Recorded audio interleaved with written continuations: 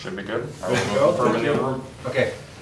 Well, welcome everyone to our workshop, 5 o'clock, July workshop, and for all those watching online, welcome as well.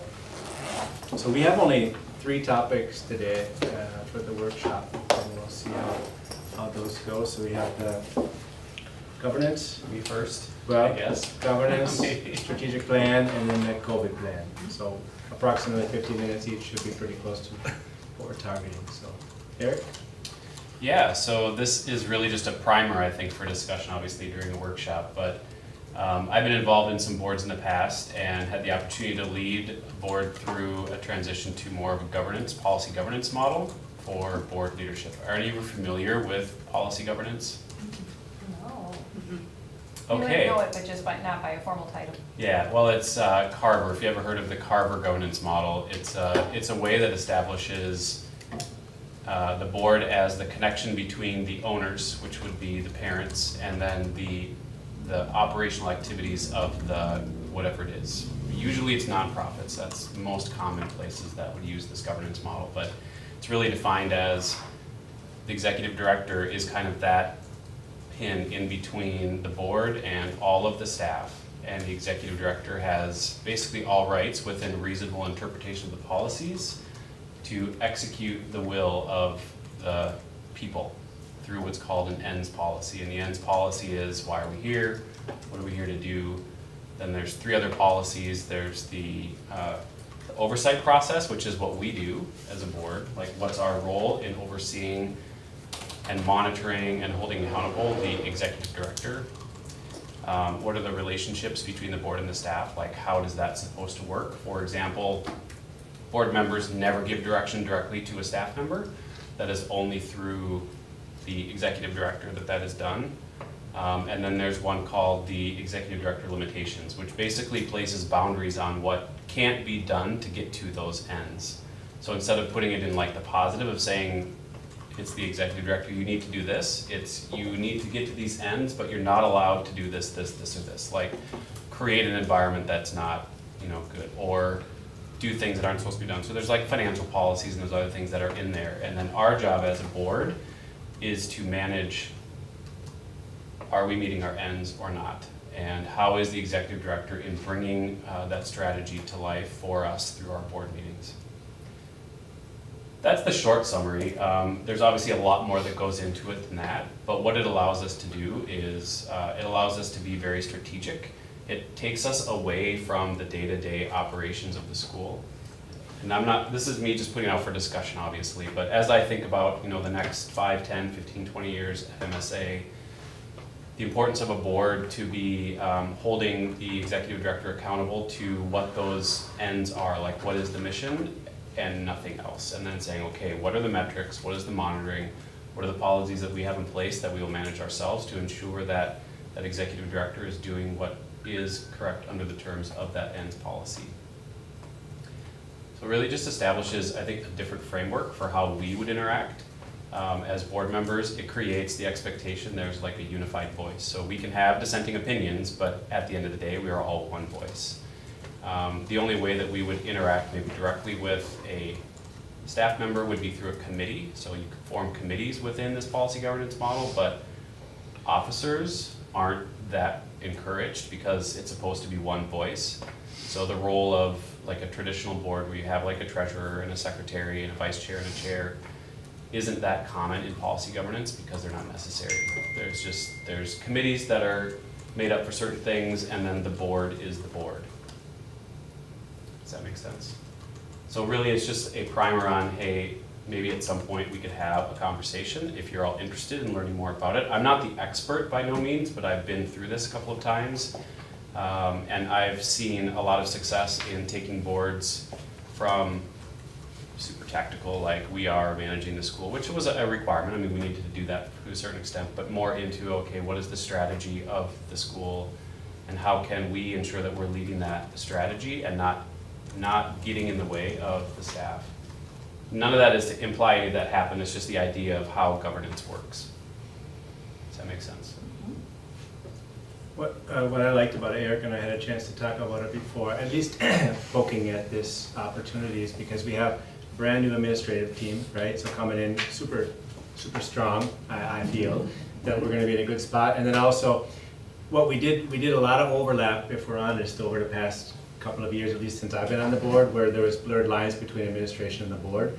So this seemed like a more, clear-cut procedural way of managing it. The other thing is, you guys know, if you know me, is I don't like having 300-page board documents. Yeah. So if we can kind of, through some procedures, carve out what's our responsibility at the board that we should be managing and what should be managed by the administration more cleanly and clearly, that could help us, because to be honest, we can, at least I can say myself, can get bogged down in all the emails requesting this, requesting that, and I want to help because we're all human, and we kind of step in and we help out when maybe we even shouldn't, or less. So it's that idea of how do we make more of the focus of the board back to kind of what the board maybe should be doing, which is that mission, vision, strategy, and saying where do we want to take the school, and then the administration can kind of do the part of how do we do that, right? So that, in my mind, that's a good fit for us. How do we do that? I don't know, but I'm relying on you, Eric, to be the expert, so. Yeah, well, I think we'll probably need some help, but I think you said it well, there's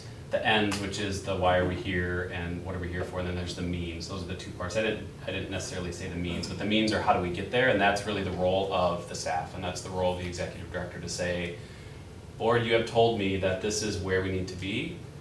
I'm taking my most reasonable interpretation of that and not breaking any limitations that I have to get there.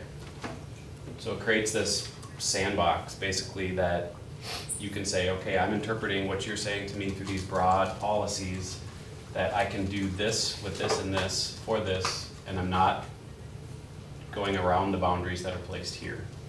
How would committees change or be different from what we do now? They are voted on, so they're created through a motion within the board, but they're usually temporary and for a specific purpose. So it's not probably a whole lot different than we do today with like the building committee or what some of the others. But they would be focused on things that are very strategic in nature. We wouldn't have a committee for something that could be done by the church or the board staff. Okay. Because one thing I did not do a good job of last month was, just kind of reassign people to the committees. We probably should have taken a step back and said, do each of these committees still need to exist, right, in the format that they are? I know a few of us changed our purpose. We modified the personnel one, the expansion one, but I think a lot of the other ones just carried on. Right or wrong, that's what we did. So when I was going through that, I was like, did we do that right, or should we have come back to? And to that point, this policy actually allows for us to have some self-governance, so we can write in our own kind of governance requirements and hold ourselves accountable. So some past boards I've been on, well, at the end, technically we have what's called an executive session, which is really common in like for-profits, where nobody is there except the board, and you can talk about things. It's a recurring thing, but sometimes there's no topic, sometimes there are, but it's just there. And I don't think we can do that here because of the open meeting requirements, but it at least allows us under policy to have a framework to say, did we do it well? Like, what are things that we could have done differently? Or how did we handle this as a unified board? Or what challenges came up that we didn't probably address the way that we should, or maybe we addressed more than we should. It forces us to have a little bit of that as a board. And it also forces some monitoring. So we give the executive director broad latitude under these limitations, but then that also means that the executive director has to say, here's the 5 things that I'm being held to, here's how I am creating metrics and evaluating performance around it, and then we provide the responses to that. Eric, with the idea of the self-governance, how would we interface that with our existing bylaws? We would just maybe review them the same way Dan was suggesting we review the list of committees and. That's why I think we'd probably need some help, because I think there would probably have to be some legal review or something where we look at what do we have today. I was looking at today like the rules of order for the board, and then there's another one in there, and they're very, very brief, like very generic. There's not a whole lot in there around like what's our personal governance and what's the rules of order for these other than Robert's rules of order. So there would probably have to be some work done on those, and then any bylaws that would reference the role of the board in decision making might have to be looked at as well. But we need some sort of review, but it could be done.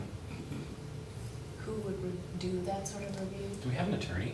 Well, there are good consultants too that Yeah. work with boards on this kind of transition. Yeah. I'm on a board where you know, as I was coming in as a new member, Mhm. there was a consultant helping that board, because there was a new CEO in this organization after 40 years. Oh my goodness, Same yeah. CEO in the Yeah, nonprofit, so huge change.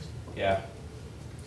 Do you feel that that this would come before a overhaul, not overhaul, but a complete look of our strategic plan? Or should the strategic plan, training, or the complete strategic plan come first and then that comes in, so we know at least who we are?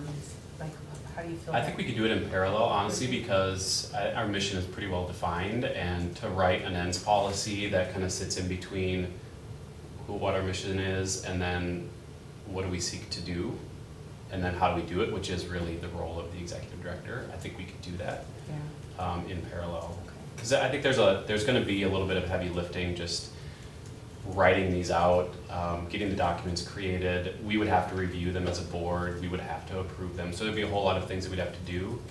And I think we could do that independent. Yeah. Weren't we going to redo our mission statement? Yeah, That's well, part of the strategic. that's, yeah, To so. review it and. To review it, Oh, so okay. he was pretty adamant, again, you weren't here last year, but this is somebody who's led many boards and entities through strategic planning. He's very good, he's offering his service free, he's a Mm. PhD, I think I showed you his CV. Mhm. And he would really, his timing is this fall, really wants us to pick a October, November date. And Well, then maybe we do it together, because I think Yeah. this Okay. could be a really good part of that. Yeah, Mhm. so, you know, I don't wanna lose that opportunity either, and we are up for, last year, actually, I think we're up, it's our fifth, was that our 5th year or something, 3rd year? Yeah, So it we're does up- need, So we need to do an extensive review this year, because I think we're already overdue, but. Yep. and I will say, I'm not really sold on this idea. I understand the concept, would like more documentation Mhm. about what it actually is and what it entails. But there is also that other end of it where the board functions as a sort of last stop. And for a chunk of time, it didn't function as a last stop. And that's, you know, and we have to kind of reorganize and kind of reestablish the specific roles.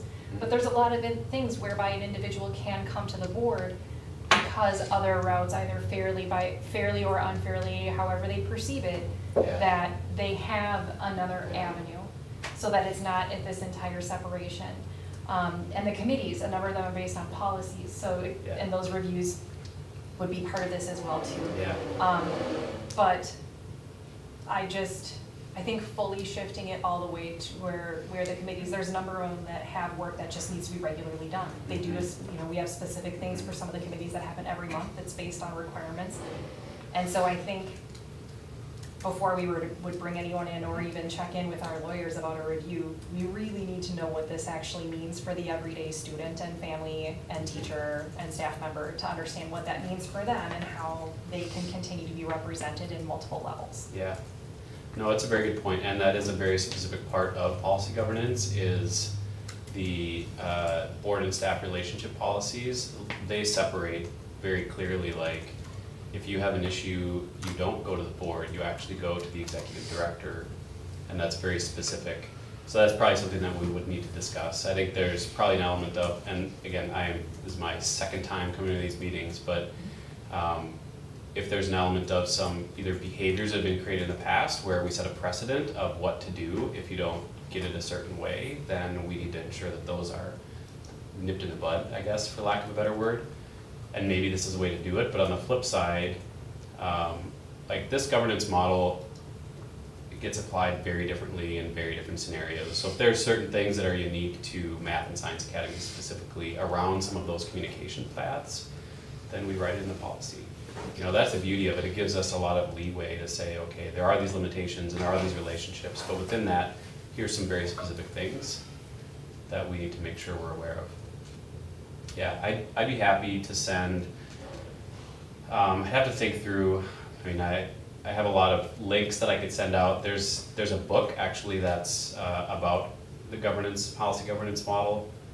I have this doc here, I didn't have it ready before the deadline for providing it for tonight. But I can send this out. I put together just a quick kind of summary of what policy governance might look like for MSA, or at least the different areas, and some of the key things that we'd have to call out, but it's very high level, it's not very specific in the policies. I'd be happy to send that though, because this wouldn't be the last discussion, obviously, we'd have to kind of wrestle through some of those specifics if we decide to go down this path.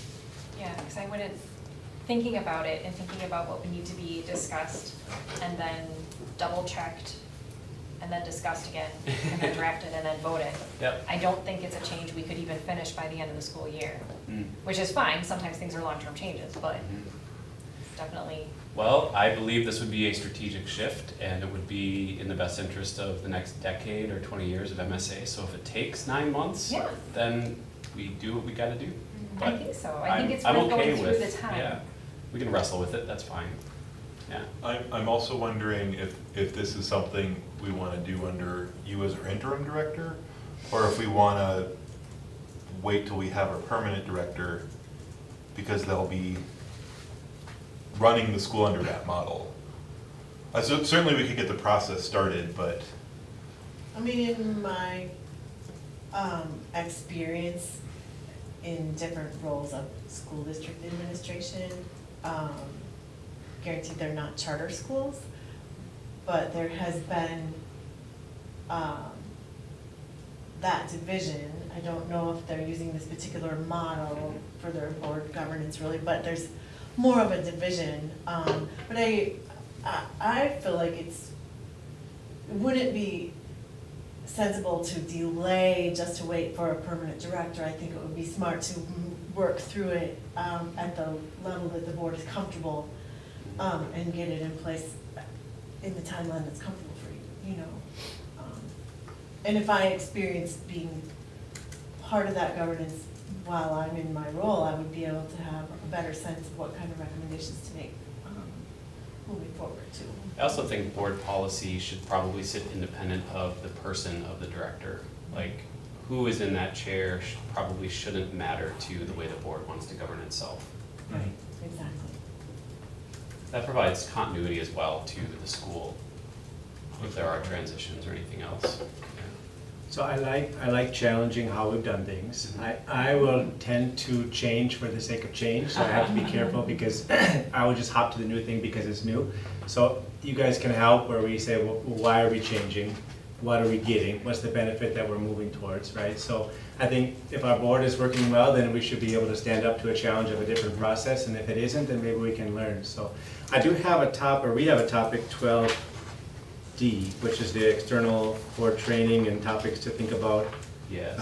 So I think that one could be one, and then we have the next one, Annie, which I have my name down there, but it's basically between Cecilia and Annie talking about the board goals. How do we want to, can I switch to that one? Is that possible? Yeah, that's fine. This was just a primer. I Yep. like the idea. We can talk about it. And I love that policy governance model document that you have. Yeah, If you- I'd like to dig into it. Especially in the summer, because Yep. cray happens to start. Yep. Mhm.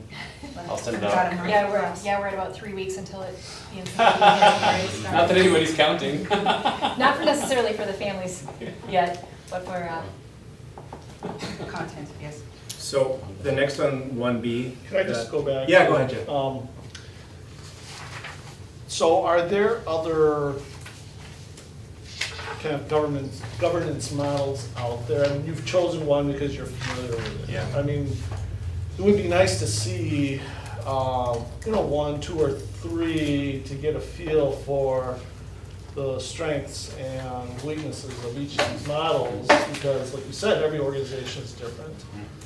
The other thing, I guess, I'm kind of like Dan too, sometimes you get impatient, you want to change, but in our situation, we find ourselves here, I mean, it's kind of funny, because we're talking as an organization or as the board here, but in our case, we became what we became for other factors, of which it has been strengthened in the recent past, so that's a good move. So now we get to step back and go, okay, let's focus on strategy and governance. But I'd also like to take a breather and say, hey, I'm willing to see how things evolve over time. And I'm not talking a long period of time. I'm just saying, let's maybe be a month or two to see each of our now personal strengths and weaknesses, so we can factor into that. into that model that you're talking about. I think it is very consistent philosophically with most models about governance, right? We shouldn't be dealing with everyday details, definitely. But, I put down some things that, some topics that really hit home that we want to make sure we somehow address is accountability, consistency, transparency, sharing of information, checks and balances. I mean, these are all things that hopefully will. Core tenets of this governance. Yeah, exactly, and that we understand it, but I just want to make sure that we let this evolve rather than choosing this, and then a year or two, or Dan steps off the board, or Eric, you move on, and then all of a sudden someone has a better view, because there's always Right. that better Absolutely. view. Yep. So it's less about a particular structure than how we educate ourselves and how we govern as a board. I think those are really reasonable, very reasonable comments. I do know Carver, but I know that there are a Yeah. couple others out in the market today. Carver is definitely the vast majority when it comes to not-for-profit governance, whether it be charter or other not-for-profits. But again, the goal was not to let's go on this Right. already. I think we do need to chew on it for sure, but I think to your point, those core tenets that you're talking about right there, those are really, really critical for us as a board, I believe, to kind of self-govern and hold ourselves accountable to those. And creating a framework doesn't limit it. Creating a framework gives us an opportunity to leverage that framework for those core tenets in a different way. So totally open. Again, I'm happy to do some more research on other governance models as well. I think we should balance it with, is the juice worth the squeeze? Like, we're not a massive organization. I mean, we're a good school in Minnesota, but this isn't like the YMCA. I don't know, maybe they're for profit. What would be a huge not-for-profit? Boys and Girls Club of America? I don't know, Yeah. something where they're managing multiple locations and have the resources to do that. So I think balancing those two will be really important. For me personally, I will get burned out if I have to do a whole bunch of research, try to figure out the right one. Right. Kind of finding that middle ground where it makes sense for us to have a really good model going forward that we all agree to. This isn't just a soapbox for one person that we all agree to and we align on, but in a way that's in the best interest of MSA. Well, and the one final one would be sustainability. When you look at a board member, I mean, it's capped almost at 3 years. Mhm. And then every year, a third of our, board steps off. Mhm.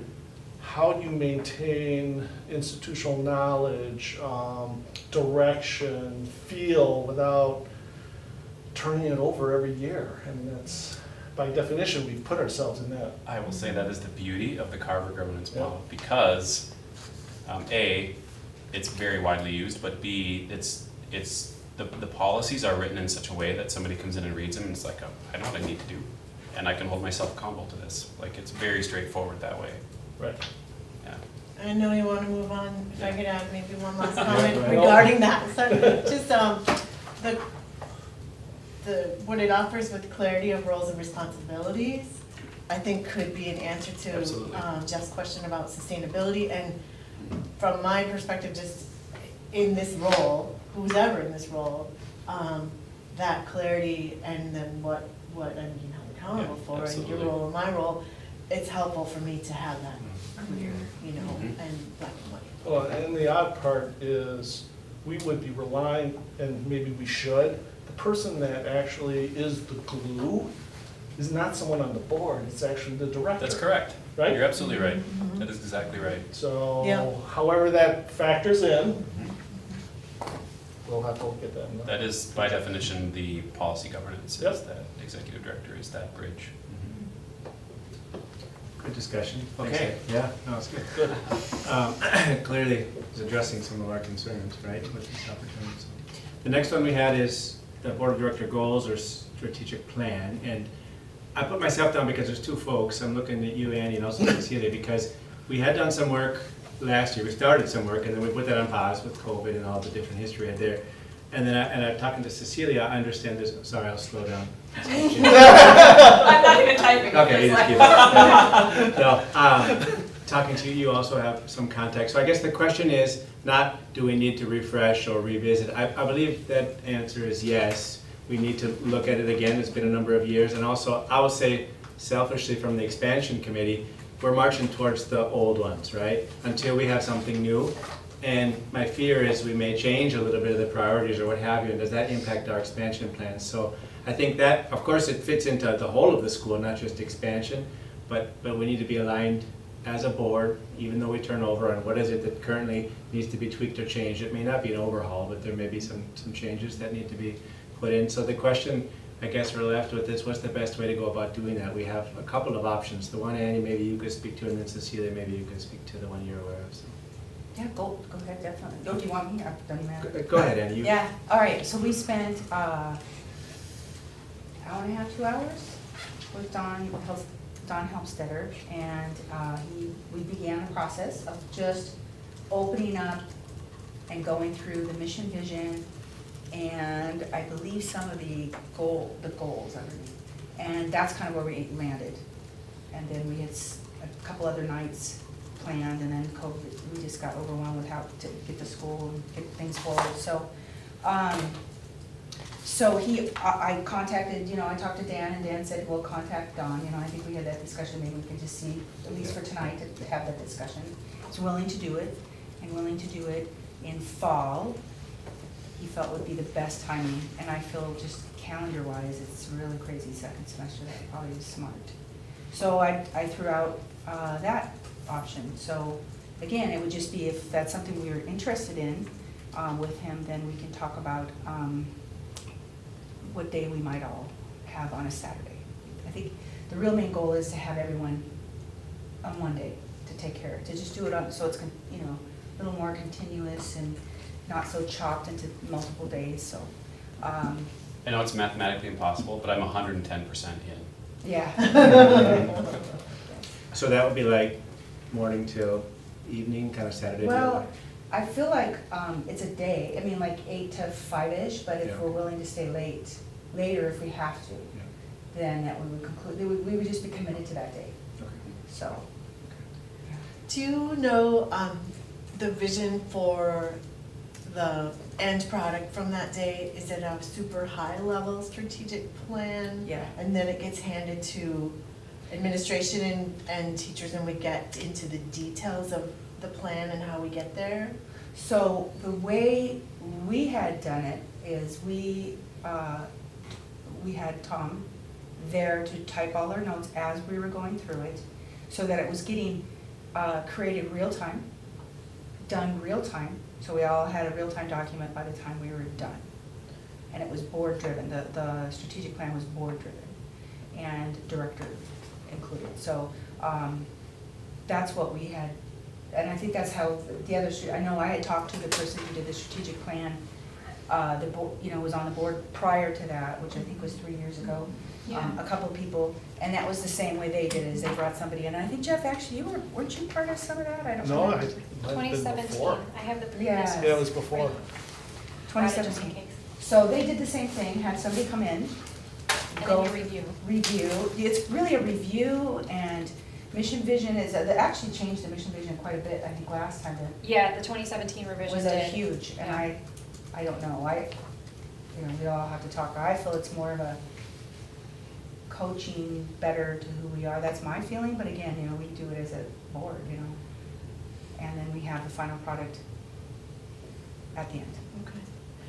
My only thoughts, I had a couple. One was timing, and that is that in order for us to have, depending on how detailed of a plan you want and how measurable it gets into, I just was thinking about the timing, and we would want to be doing it when we had data available to us, and along the lines of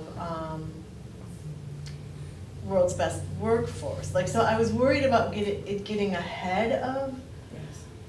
So we have funny timing for our world's best workforce. That needs to change. That's something I'm interested in exploring with you all. The timeline isn't right, but right now, having good data to make a strategic plan, I just would not want to push it too early in the fall, because we want it to be worth our time if we're laying out a strategic plan with some measurable objectives, and that I'll be held accountable to, right?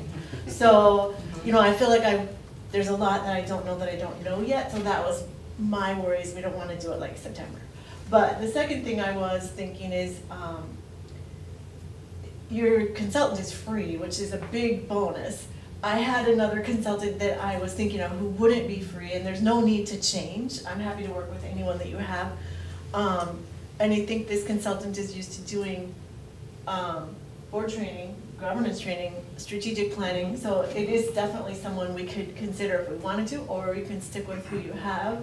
Those are my two biggest worries. And I do love someone who can come in and work quickly, and it sounds like your consultant does that, which is great. And this consultant that I have in mind also helps you get quickly to your change in your mission and vision. I mean, the same board experience that I was talking about, the board I'm on, we spent 2 or 3 months at least updating our mission and vision. We don't necessarily have that much time if we're gonna do that before we do our plan, you know, so. Just my thoughts, I'm open to anything. Yeah. You know, in terms of timeline, you just triggered something that we should consider is how far are we gonna get in the time that we have and what that outcome is, because perhaps that outcome will be something we want to bring in or think about as we bring in a new director. So let's say we pick a strategic direction, would we not want to hire someone that's going to get us there versus, I mean, I don't know, maybe the directions aren't that changeable, I don't know. But it would be nice because that person is gonna ask, where are you headed? How can I help? What's my role? So So it's a thought, I don't know. No, if it would we be can nice do to it have in that time. before the permanent director, is that what Yeah, you're saying? I mean, just timing wise, I don't know if we can do timing-wise. it in Well, time or and- not. And I think we also, and I'm so sorry, I do apologize, I was trying to find my copy today of our SAM contract, Hmm. because our review of our strategic plan is part of that, and so. It's a SAM contract. Student Achievement Minnesota is our authorizer, Got it. and so within that, we have specific goals, and one of those is a review of our strategic plan, and our mission and vision are part of the strategic plan as well. Every 3 years. Yep, and so I just wanna make sure we have a little bit of leeway, because no school really anticipated a pandemic, and so we had some leeway. We had some leeway because we didn't have standardized testing scores, so we've gotten a little bit of leeway with those. But we also have to be careful about running too long, because we've already had an extension. I don't wanna rush Wasn't it due anyone, last year? but Last school year? Yes. Technically the 3 that was year. when it was due, so we are right now on a bit of borrowed time. And we have grace, of course, Sure. and Sam is amazing, so they understand. But if we go too late into the spring, or if this draws out a significant amount of time, my fear would just be that Sam would start to be concerned about us meeting our contracted goals. So I think we're all in agreement, we should do it, we have to do it for our authorizer. I think the question is, you know, which path do we choose? And I'm not afraid to spend some money if that's the right way to go. Free is also very tempting, right? So we need to decide a good way, and I don't know if we do that now or if we want to take it at our next topic. But Yeah, I have no preference. I guess I it's- just, we're my kind of relying preference is on, it gets done this year is mine, that's all I Yeah, care. yeah. a number of us had a chance to work together with Don, and I thought it was going fine. Yeah. I wasn't at that meeting, but I watched it afterwards and I thought it was fine. Yeah. And I like your point about, yeah, if we should try to have this in place, because that will probably drive how we do our interviews for our permanent director. And just for me to have a way of unifying the staff around common goals, I mean, Yeah. that's a really, Right. the strategic plan is very important, and to be operating without one isn't a good place for us to be, you know? I agree. I would be careful to tie strategic planning to the type of director that gets hired. I don't wanna say that incorrectly, but we talk a lot about the director in light of the strategic plan. The strategic plan should not account for the type, I'm probably gonna say this incorrectly, but it supersedes, the strategic plan is bigger than any particular person that's in a leadership position at a school, and it should always be that way, or in any organization. That's right. Like if our strategic plan is to build a building, well, that's not a strategic plan, but we might need somebody that's really good at building programs, that's in an executive director role, but it's really in support of a strategic plan, so when we People who- have, go ahead. I'm sorry, I No, interrupted. that's okay. Well, people who will be looking to apply for the permanent director job will be looking on the school website to see the strategic plan and see, am I a good fit for this Yeah. school? Am I a Yeah. good person to help the school? That's more get what it to the is, goal? yeah. Yeah. Self-selection of sorts, right, yep, As yep. a way to continue the discussion, I think that House did a really, really good job. But for our new board members, we do still need to send them a PDF of the, does it already have the strategic plan? Like the one that's still in place technically right now. It still exists, it's still valid. You're talking about Does this one everybody right have- here? you got it? Yeah. Yeah, it's on this website. I meant like just a PDF, so in case you needed to have a copy to jot. So I guess the question that I was left with when I was talking together with Cecilia is, do we feel that, I don't want to use his name, but that Don can take us to where we need to go? Or do we need to just say, okay, time out, let's try something else? That's the question that I was left with, is because, not that we can't get somewhere better than where we are with Don, I was just wondering, is it, if you felt strongly with someone else and said, boom, boom, boom, they've done these things, maybe we could shift gears? Because I think in the end, we just want to have a, rock solid plan that we can all get behind. And Well, so, I feel Don could do it, but it's, now we have a timing thing that I'm hearing also, with world's best workforce and some data that comes in, and that's not a fall thing, is what I'm feeling. Could be late fall. Late fall, For right. sure, yeah. Mhm. what's the availability of the? I can check, I did Okay, not check, that's fine. but An approximate price? I can check on that. Okay. And I'm really open to Yeah, me either too. way. But you said they had done strategy, policy, governance, and then there was Yeah. a third one that you had mentioned, do you remember what that was? Board training. Just general training? But also, yeah, the strategic planning, this person, I have used in a number of ways in a couple of organizations, executive coaching, strategic planning, and last time I talked to him, he was doing some board training on governance, so, I think it'd be very interesting to have some of those connections in this work. Because you're right, I mean, you can't have governance separate from strategy. They really do go hand in hand, and so the decisions that we make around the role of the board and how the board works in this, they're just They are. intertwined. And the mission, and then, I was gonna say, the mission vision actually is, it is tied to, I feel, who we do hire, because that's like one of the max board training I just heard over and over, and I was taking my training, is you have to have someone believe in your mission, whoever you get has to believe in your mission vision, it has to be. So otherwise, so I feel it's very important that we get that right at least. Definitely. And I don't know if I still have it, but we can double check in terms of what other experience Don has as well. I know he has a lot of experience, I just wasn't Yeah. sure his specific realms. He Yeah. for sure has in strategic planning and working with I boards, think he more definitely. did it for us, for that, just because it was such a crazy year, and we were up for our authorizer to do this, and not many people, we were just trying to get somebody during a pandemic to come help us, because everything else was, Yeah, I'd like to Yeah. find out more. okay, Yeah. I will get that right away. Okay. So when it comes time for our discussion at the board meeting, maybe we can still have a few action items, but we can generally agree on what it is we'd like to see happen, which is pending dates and then we could put that as an old business item for maybe next for the next board. one. Yeah, sure, okay. Good, And make a decision. yeah, that's right. Maggie? Okay, so, the COVID task force met on July 2nd to talk about the summer plan. And so, the students were done on the 16th, I believe, coming from Summer? summer school?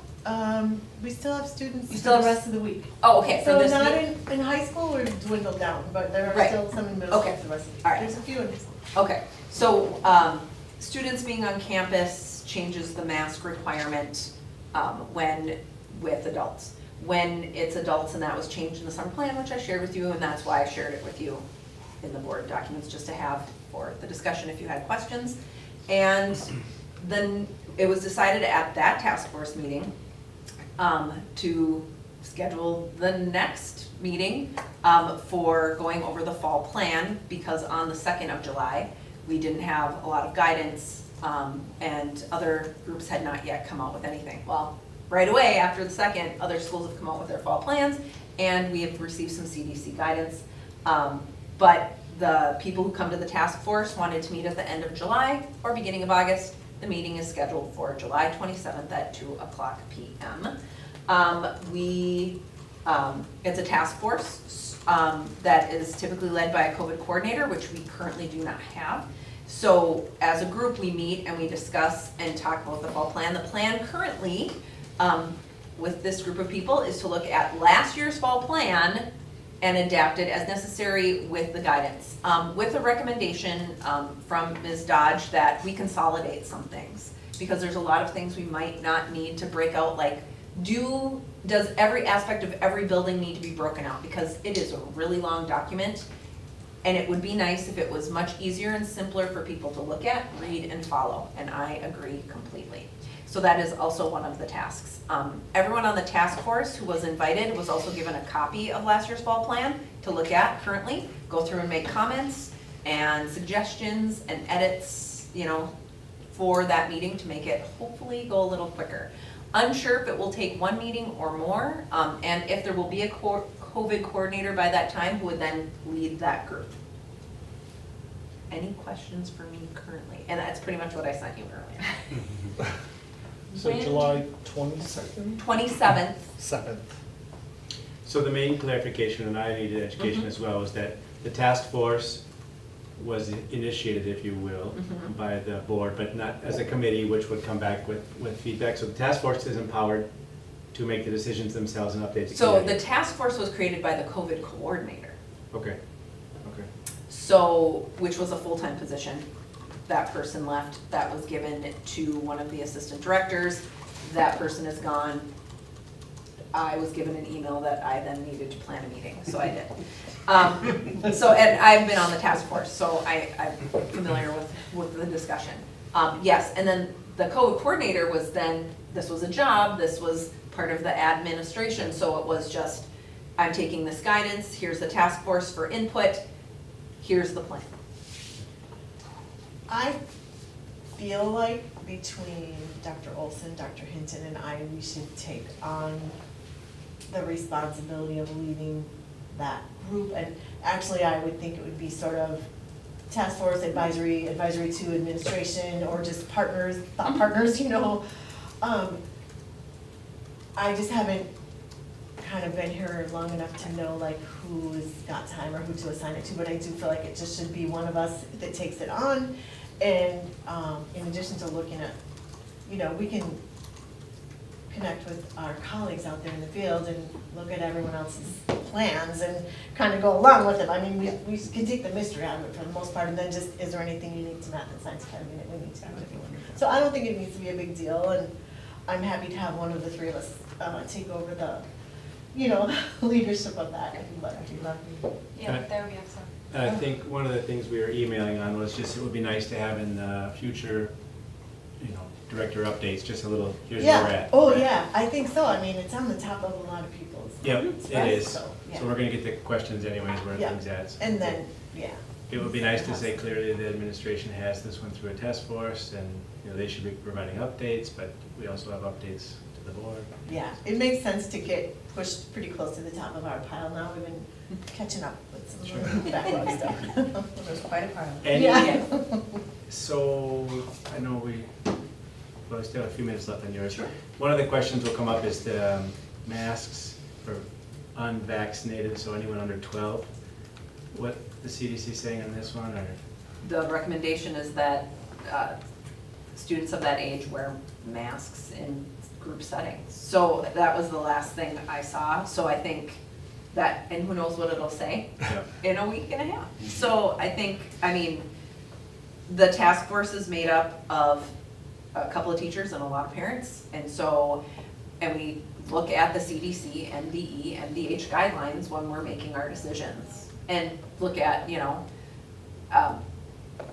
less at, well, this school's doing this, and this school's doing this, and more what works for MSA, because our buildings are different. We have a different age level in all the buildings. They don't just you know, and I think there were some good ideas brought up at the last meeting as possibilities. Because we might have teachers who are more comfortable knowing that people are masked, and so we need to have that conversation, and that, you know, is there a way so that kids might know, oh, the green piece of paper is up, that means masks today, Or masks in this room. or masks in this room, you know, that kind of an option. And that was just something thrown out as a possibility, just a discussion item for when we talk about the fall plan, so. And So, also, Go ahead. Also with regard to the masks, one thing that the CDC was also very consistent across all age levels is buses are still masked. Okay. So the buses can have a higher capacity now, but they're still being cleaned, and the cleaning thing hasn't changed, and busing, regardless of age or vaccination status, is still masked, because it's just such an So enclosed space. So students are still gonna need to have them. They're gonna bring them with them every day. Well, and we still have masks, so they're in the rooms, we still have them. So no longer is the question Zoom or in person? Hope not. We're pretty much moving towards in person, which is I'm progress, hopeful, right? yeah. So then the question is now down to the exact application where masks are Yeah. required, yeah. So And- I think and- some of the parents will be watching, just wanting to know where are we at with this, Yes. right? Yeah. Well, And and- teachers. And the then- flexibility of, we don't know how the year's gonna go. Yeah. Sure. And so I think part of the plan has to have that, and we have to talk about what if. I have to go through the guidelines still too, but like what considers an outbreak? What would determine, what happens if it's me? Okay, so now, what kids is that, how, is it still the same as it was in the spring? Does that mean those kids who are in my room, we have to go through all When that. we, you missed out on some late night calls last year where I'm we're sorry. trying to decide, does the school get closed or not, given these situations. So it was actually quite helpful to have a procedure where we could say, if we follow the procedure, we close the school. Yep. That was the procedure, so we could kind of fall back on that, at least I could as well, Yeah. saying, we're following the procedure, you can still get mad at me, but at least that was the procedure that we'd agreed to. Yeah. So that is quite helpful. Unfortunately, it's lengthy, but it's nice to have some of those in there where Yes. we can fall We back may on. want to look at that and see if we can make like a decision tree that's a Yes. one-pager. Yeah. I went through the same thing with just, kind of been doing my internship, and it was very important to have those procedures. Yeah. And then a couple other things that we'll have to still think through is staff and students who are reluctant to return, and how Yes. we're Yeah. gonna deal with that. Yeah. So July 27th is the meeting, At 2 PM. and at that day, on that day, we'll find out what the fall plan is? Maybe. Or It depends how far we get through it. It's people are big. trying to make plans. Of Making course they plans, are. Making plans, yeah. Yep, and we know that, But but we'll get an update maybe that day? hopefully. Could, yeah. Okay. Mhm. I hope The goal I is- hope to come to that So- meeting with a draft. Yes. That's my goal. Well, and To do the you have board access meeting to or what, like, the decision tree we used for the spring? I don't know. if It was I from do something to share. NDE, Well, we were yes. using the NDE's decision tree. Yes, and But then we, they updated it a lot. Do you remember that? yep, yep. That, you needed a PhD. Oh, yeah. Maybe this one could figure it out. There you go. I don't know about the rest of us. I Well, don't know. and we were finding last year, like, we'd have a meeting and like the guidelines changed an hour before the meeting, so we couldn't even. Yes, It should be more stable. It should be more stable now, I would hope. Well, and I hope the option is online, go to online learning. I mean, I feel like I'm not scared anymore. We went through a whole year, and not like we have to lose a day or close, Right. That's what I'm hoping. We can, Well, the other factor, and only if, obviously depending on your availability, but looking at any of those decisions, we also need to look at our budget. Our budget doesn't allow for the same level of spending as we had last year, because last year we had special funds to spend for that for purpose. Zoom and all that. So one of the beautiful things about a small school is that we know our students and we have a lot more personal relationships, but big schools just have a bigger fund. And so they might have 30 students who are gonna do a virtual academy, they can all make their own class, like they make an entire class on their own, and that pays for the teacher. We don't have that. So these are the things that, bringing in budgets and finance, we have to be very careful. I have a question about our school calendar. Yeah, I Um, had the same question, by the way. Um, Yes, the one snow day, and I'm like, wait, is this the old one? Do we have time built in at the end of the year if we have to close for a week to catch up? but if we have to close, can't we shift to online? That's what I'm saying, just if it's a. Because we've already, if we set that as the precedence we've already taught online. Yes. Right, Is that been? thought Well, that's of? what, that was part of what I was thinking the fall plan would consist of, the Yeah, discussion. 'cause I- In that, if it is, we have, the numbers are up, we don't necessarily have to stop. No. If we can shift to an online format. Now, it won't be easy and but if I think we have to look at that as a possibility. It doesn't mean it'll happen. But I think we have to look at that as a possibility. And remember, we're gonna need to, I don't know if it's a policy change, but right now, we were relying on MDE,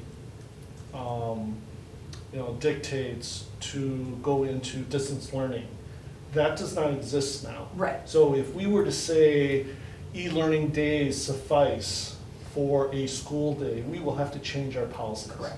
So now one way to handle it is we actually change it now to give us the option, hoping that we'll never have to pull the trigger on that. Because policies, right, take minimum of 2 months to change because of the review period and everything. We can't do that if we have to close tomorrow. Well, So- and whether or not we can count them as regular learning days isn't fully in our control. Right. E-learning, the ability of us to count certain e-learning days has to do with a few things about our school and the state allowing it because we're one-to-one laptop and a few other factors. They allowed us to count a couple of days as e-learning days, would still count as teacher-facing days. So is the Department of Ed gonna update Right. those things to allow schools to have an emergency plan? Right, because they've capped it at like 5 Because it for was an weather executive related. order. Right. And that Wow, expired. that so- doesn't. That would yeah, help. that Well, and the gives other us no problem flexibility is, then. if we had to close and go a week, if 8:33 doesn't, we don't have buses. So that's our other problem. Right, If they're not in session, we don't have buses. and we essentially close. Yes. So these are some of the plan about when we're in school, that part I think is a lot easier. Our students are awesome, they follow the rules, so they do all of the things and we have a fabulous time. It's great. Yeah. Outside of that bubble though, lays chaos. There be dragons out there. And so we just have to know from these other parties, from Department of Ed. If it's allowed. Yeah, like are we gonna get some info from there? The CDC has been updating guidance, which is really helpful. They just keep updating. Yep. Because It changes. Because it's a moving target, no, you know. Yeah, the kids will come, I mean, Okay, no, they're amazing. In the it's just bubble, can we're we, fine. yeah, can we? What can we do? Yeah. Yes. So I have already connected with the Max directors and had a call, and I'll be going to some meetings coming up in the next couple of weeks, and so this is a hot topic, so we can compare notes with other That'd be great. charter schools. Oh, And then, of excellent. course, the local superintendents, I'm,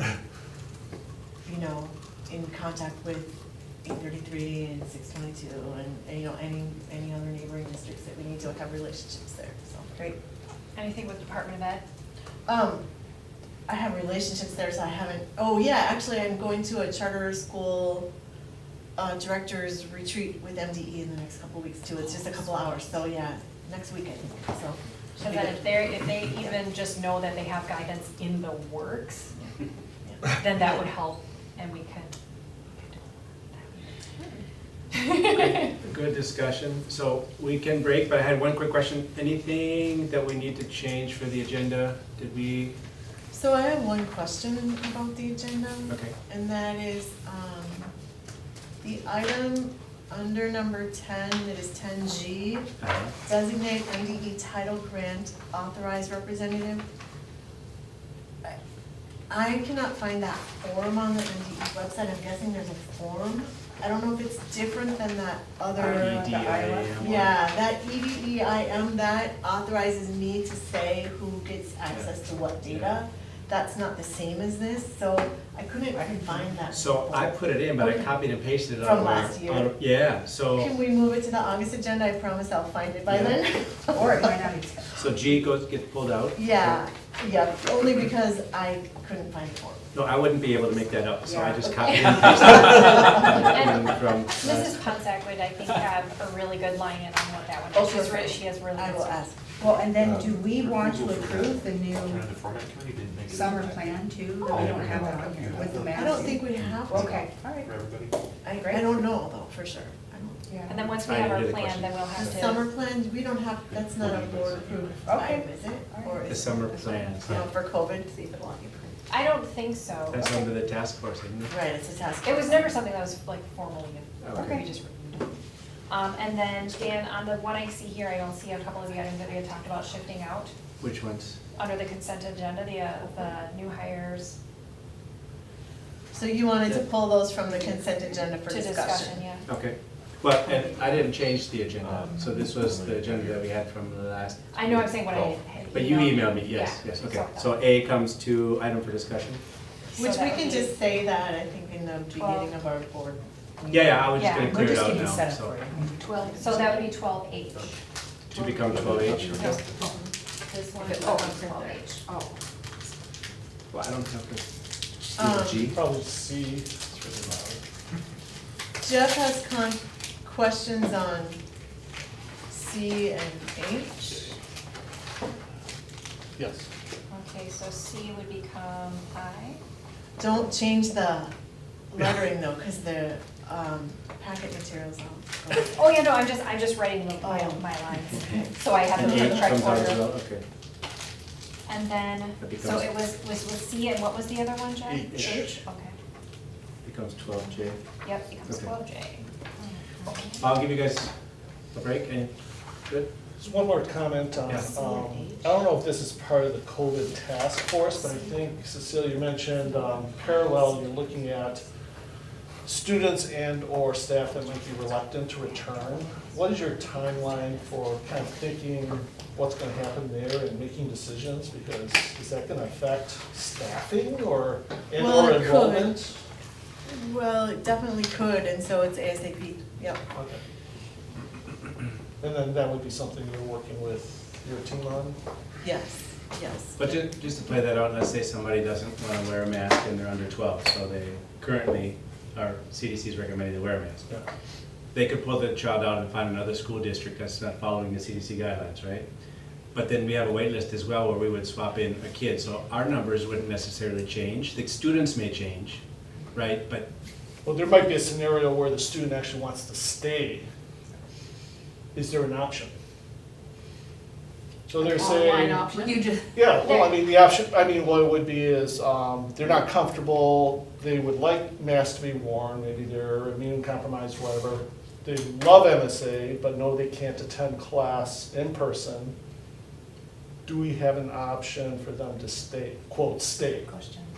That was exactly what I was asking We about. did. Because that's the quote hybrid, and we thought we wouldn't, or try not to, but are we gonna allow it? And then similarly for a teacher, I mean, for whatever reason, legitimate reason, they say, hey, I can't come back.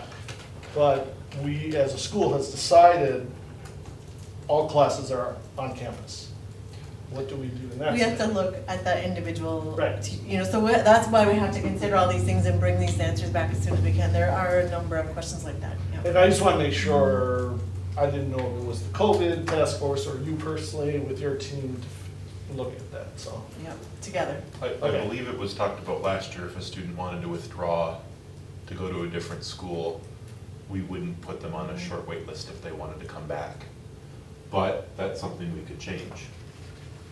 Yeah, there's that, but we have enrollment policy about that, so it'd be a policy change. That would take 2 months. Not that we can't change it, but just to make sure like everybody understands. Yeah. Procedure versus policy. Procedure is faster than change. So I just wanted to make sure we're on it, so we are, so that's Yeah, good. yes, I'm so grateful. all right. Does anyone know how to pause the, yes? Thank you, Michelle. 15-minute break? I'm gonna see right, give me one mo. We're checking, make sure. Okay. And right here. I know it's on your hot list, but I just want to Yeah, make my- sure Yes, the no, board it's knows. always It's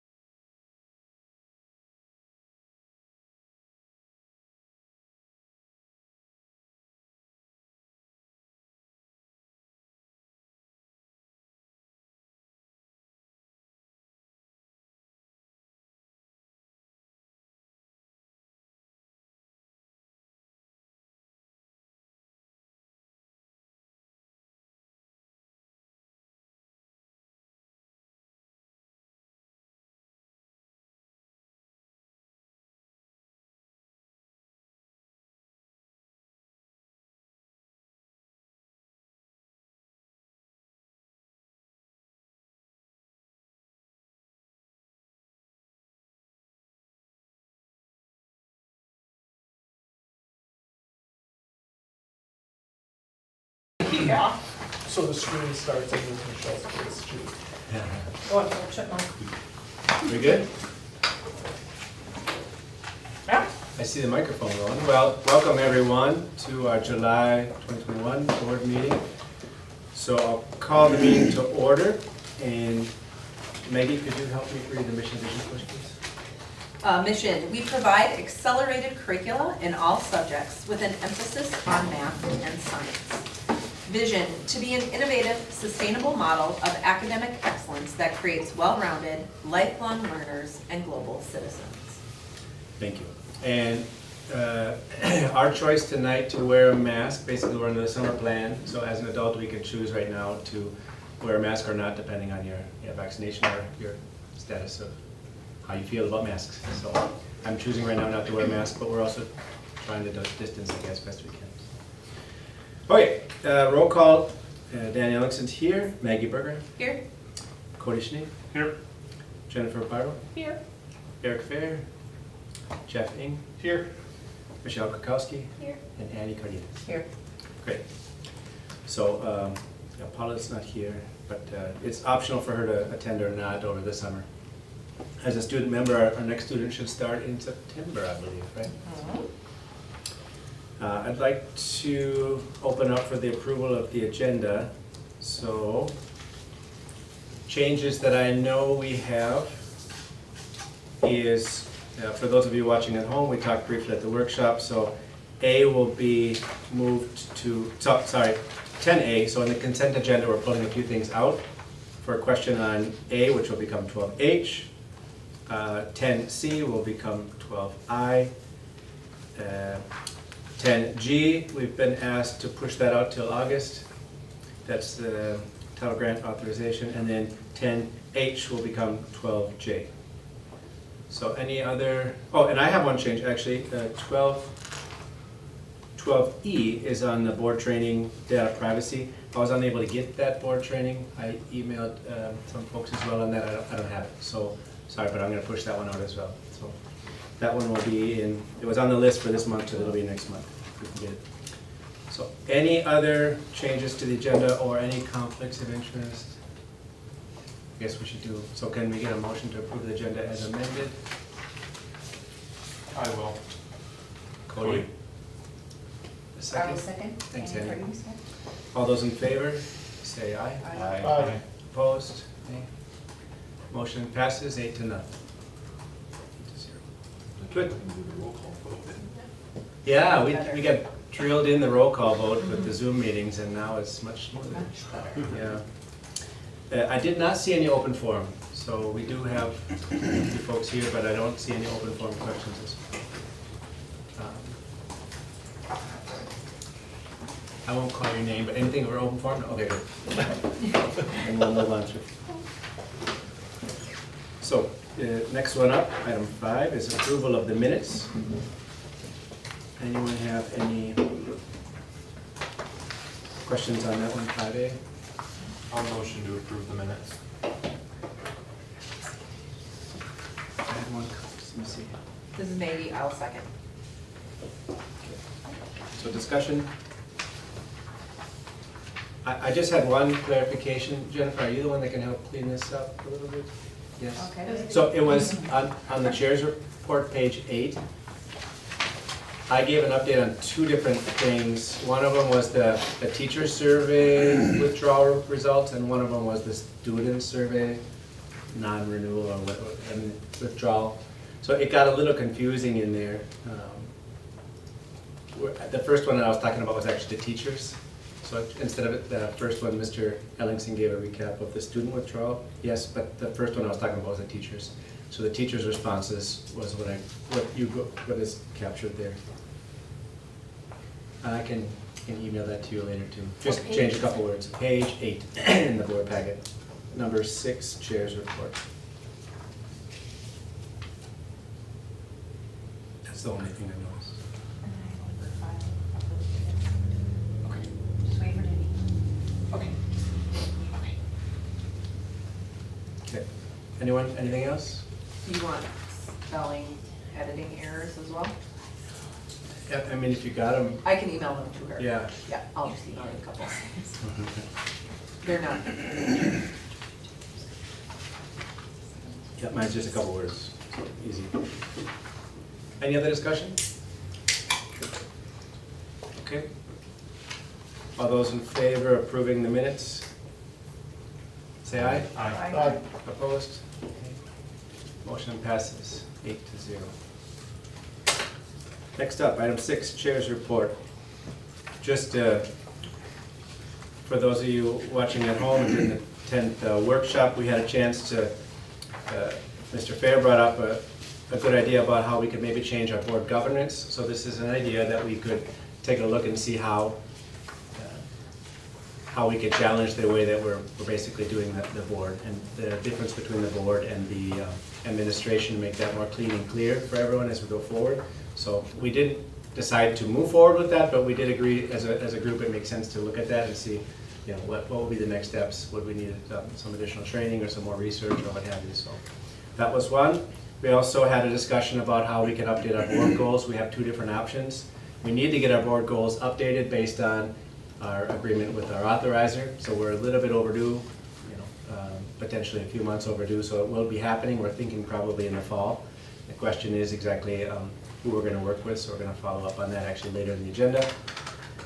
COVID plans, which just for those parents and teachers who are watching at home, is being managed by a task force right now. Maggie's helping out, and we're looking to see how the administration can help there too. So we're going through one of the biggest questions is in-person or not. We feel like we're moving towards in-person, and then the next one is, do I got to wear a mask, or does my son or daughter need to wear a mask? It's a student. The teachers need to wear masks, so that'll be figured out later part of July. Hopefully give an update to the community by then. And it's always changing as the CDC guidelines change, as we learn more about masks. So hoping to provide information as soon as we can to those of you that need to know. So then I would like to move to 7, Director's Report. Cecilia, and welcome Cecilia, as well as we have Kate in the audience as well. One thing I should say quickly, I mean, we're super excited that we have the administration team in place now, so that's just happened as between the last meeting and this one, so that's a welcome administration. And we're looking forward to working together with you guys as we kind of feel this out. Thanks so much. I'm happy to be here, and I'm happy we'll talk about Dr. Kate Olson joining us and Dr. Kate Hinton joining us as the Assistant Director for High School, and Dr. Leela Olson for Middle School. Dr. Olson could not be here tonight, but I'm thrilled that we were able to, with the help of the committee that was in place, you know, have candidates ready to screen and interview and get on board. So that worked really well.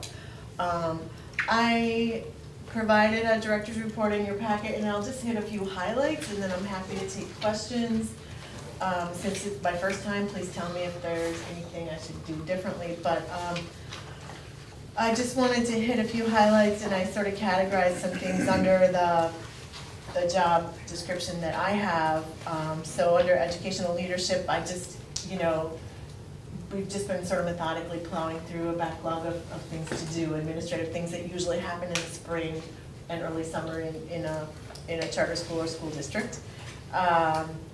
And then personnel hires, we'll be recommending tonight that you approve the hire of 2 new assistant directors and some new teachers, some that were hired under previous administration and some that we're looking to hire.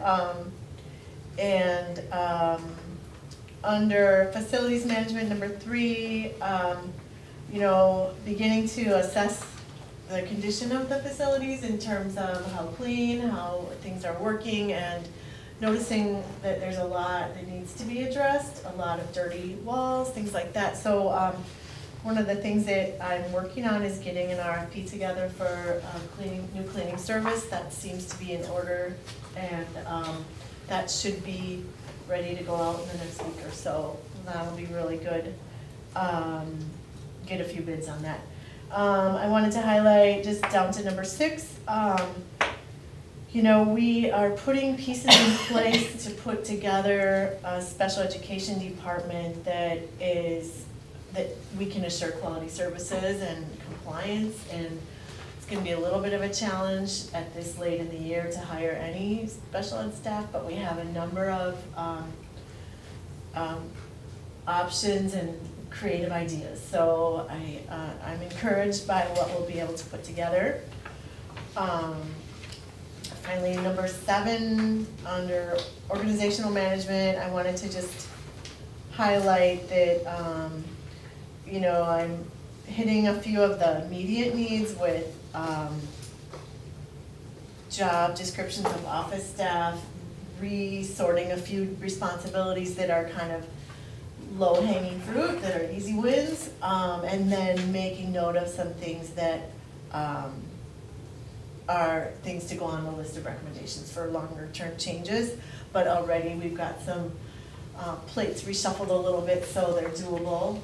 So that was important. And then finally, under communication, I know communication and interaction is a huge priority of mine and the boards and the whole schools. And so we have a process in place right now to give the landing page a refresh, and a place to put a little director's blog or something like that. And then we can move forward to consider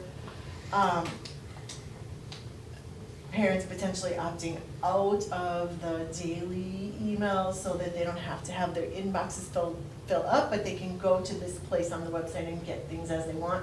Just something to think about. So we're doing more communication, more transparency is the plan, but maybe not more emails in your inbox. You know, maybe better ways to think about how that communication. Am I allowed to clap? So I think that's basically just a few highlights of what we've been up to. And in the upcoming weeks, I have a number of things scheduled, including meeting with our authorizer and attending the MDE Charter School Directors Retreat. So, any questions for me on the director's report? I didn't know how much, you know, I gave you more detail in your written document. It'll be on the consent agenda item, but the IT contract was a couple years old. Is it the same rates? Yes, so it's the same rates. I noticed just in preparation for this meeting that I didn't have a new draft contract from our IT consultant. And I spoke with him and he said that he last year didn't also have a new, I think it was, I'm not sure why, but he's comfortable with a month-to-month contract and he didn't have any interest in raising his rates. I think maybe just for our peace of mind, we might wanna have him do an annual contract and we could take it up next month. I'm happy to work with him to get that updated. I wasn't comfortable, but it was kinda too late to get something new drafted and in the packet. So I don't, our IT consultant is wonderful and he's been here since the beginning of school. He doesn't have any interest in leaving, I don't think, or anything like that. So but we could get an annual contract in place. No other question? Anyone else? Good. Thank you. This month, we don't have a student representative update, but as we mentioned, starting in September, we should have some. Then we go to board committees, task forces as applicable, and in Andy's practice, we're going to go through, and if you have questions, otherwise I'm going to list off the committee, but we're not going to read each one. We're going to, hopefully as soon as you guys had a chance to read through the board packets and spread. So the one thing could be anything search committee. Question, we do have Lisa here tonight. Questions for Lisa? Could I just add a couple things? Is that okay? Yeah. Okay, so, because we had a search committee meeting, not since the last time the board has met, but the search committee has done a bunch of stuff. So we have 3 task forces that have been started to look for the permanent hiring, or the permanent director. And so all 3 of those task forces, we spent a lot of time going over the mission and the vision to make sure that, you know, those are the things that we're really looking for. And so our next search committee meeting will be next Monday, and we'll be approving the timeline for all 3 of the task forces and what will be done between now and next February. We only have 6 months now.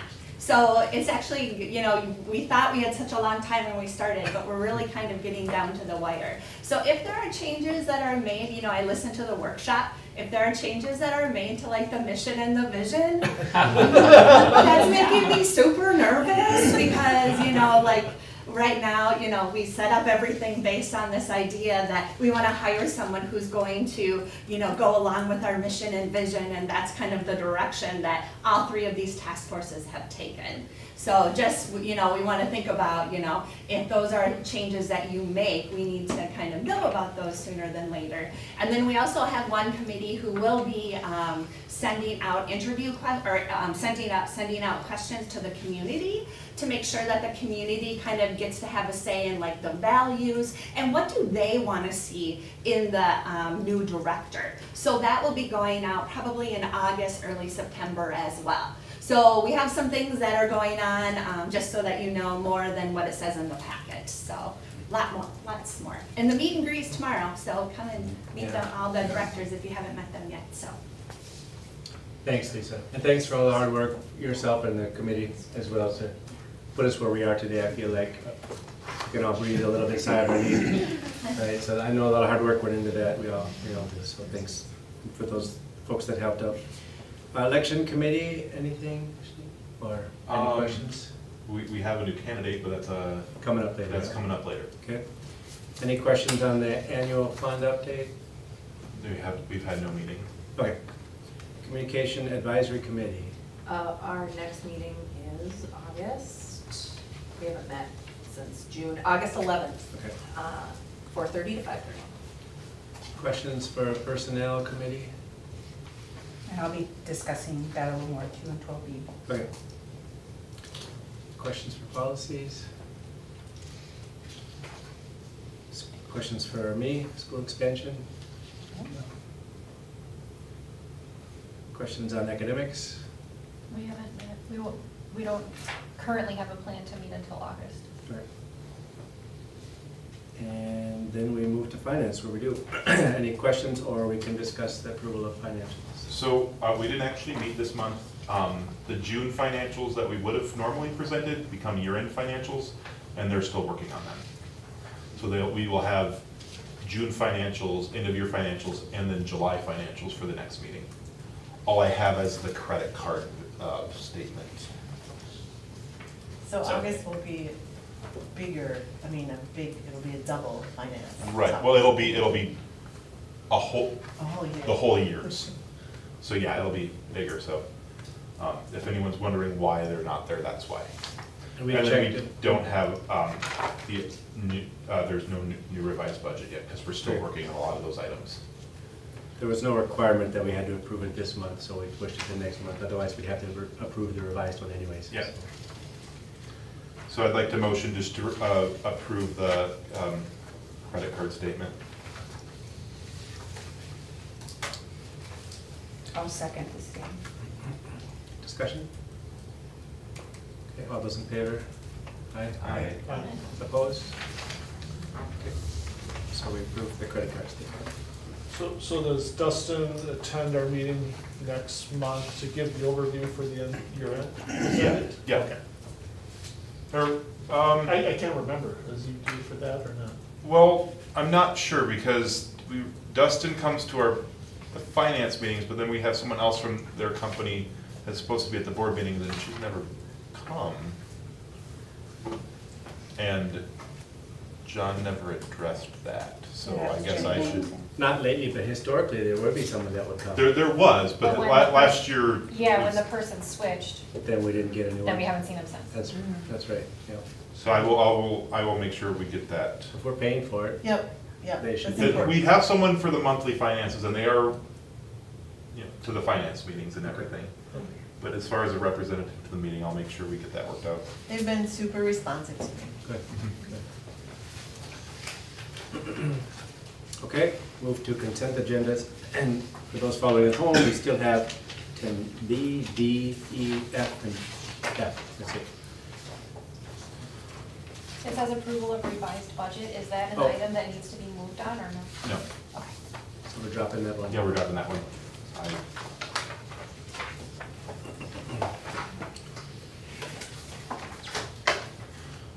So, I wasn't sure how often you used the consent agenda process recently, so, it sounds like we'd like to look at items B, D, E, F, and that's it? That's it, yeah.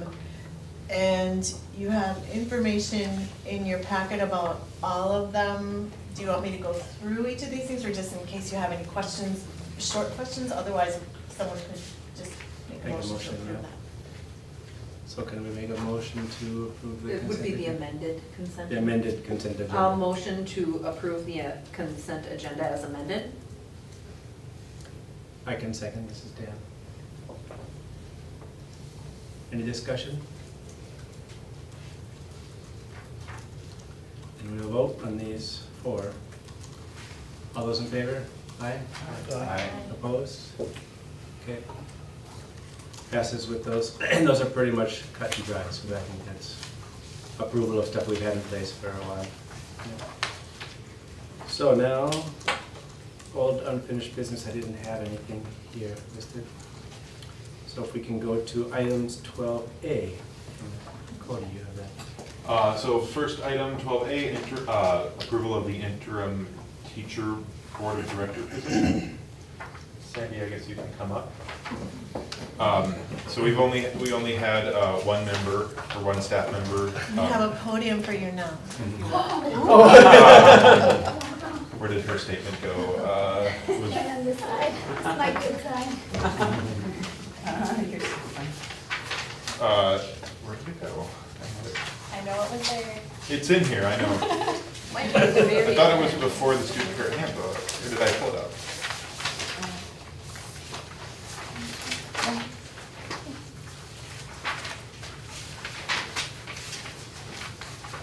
Oh, page 53. Yep. Found it. There's Sandy's statement. Do we want to do a secret ballot or just yes or no's? Since there's only one member. Voice vote would be fine with me. What? Voice vote would be fine with me. Yeah. Yeah. So I guess I'll give everyone a second to read the statement, then we can motion to appoint her.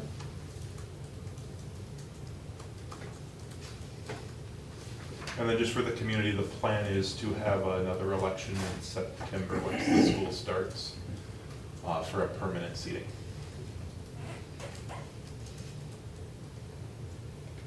And so this one was a special one, so we'll do a board vote, right? Yep. So I'd like to motion to appoint Sandy Overson as our interim teacher board of director member until the election is held in September. Second. Discussion?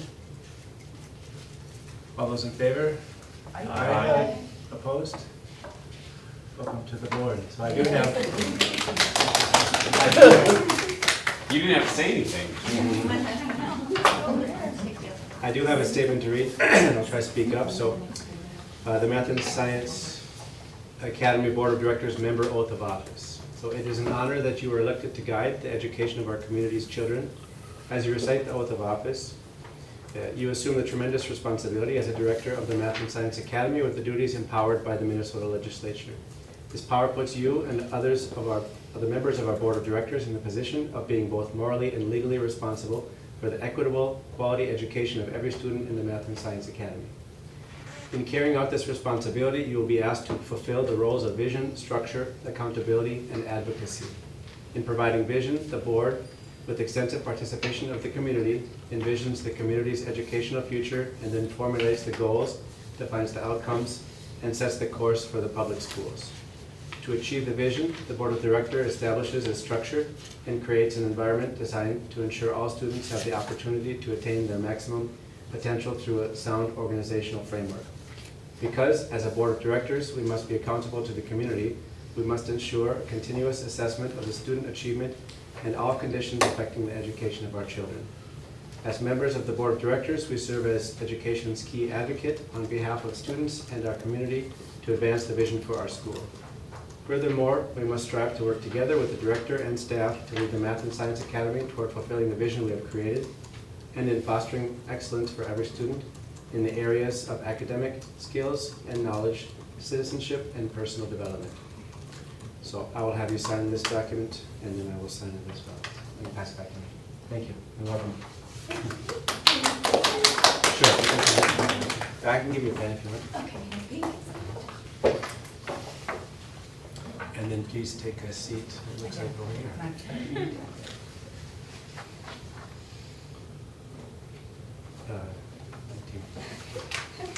Thank you.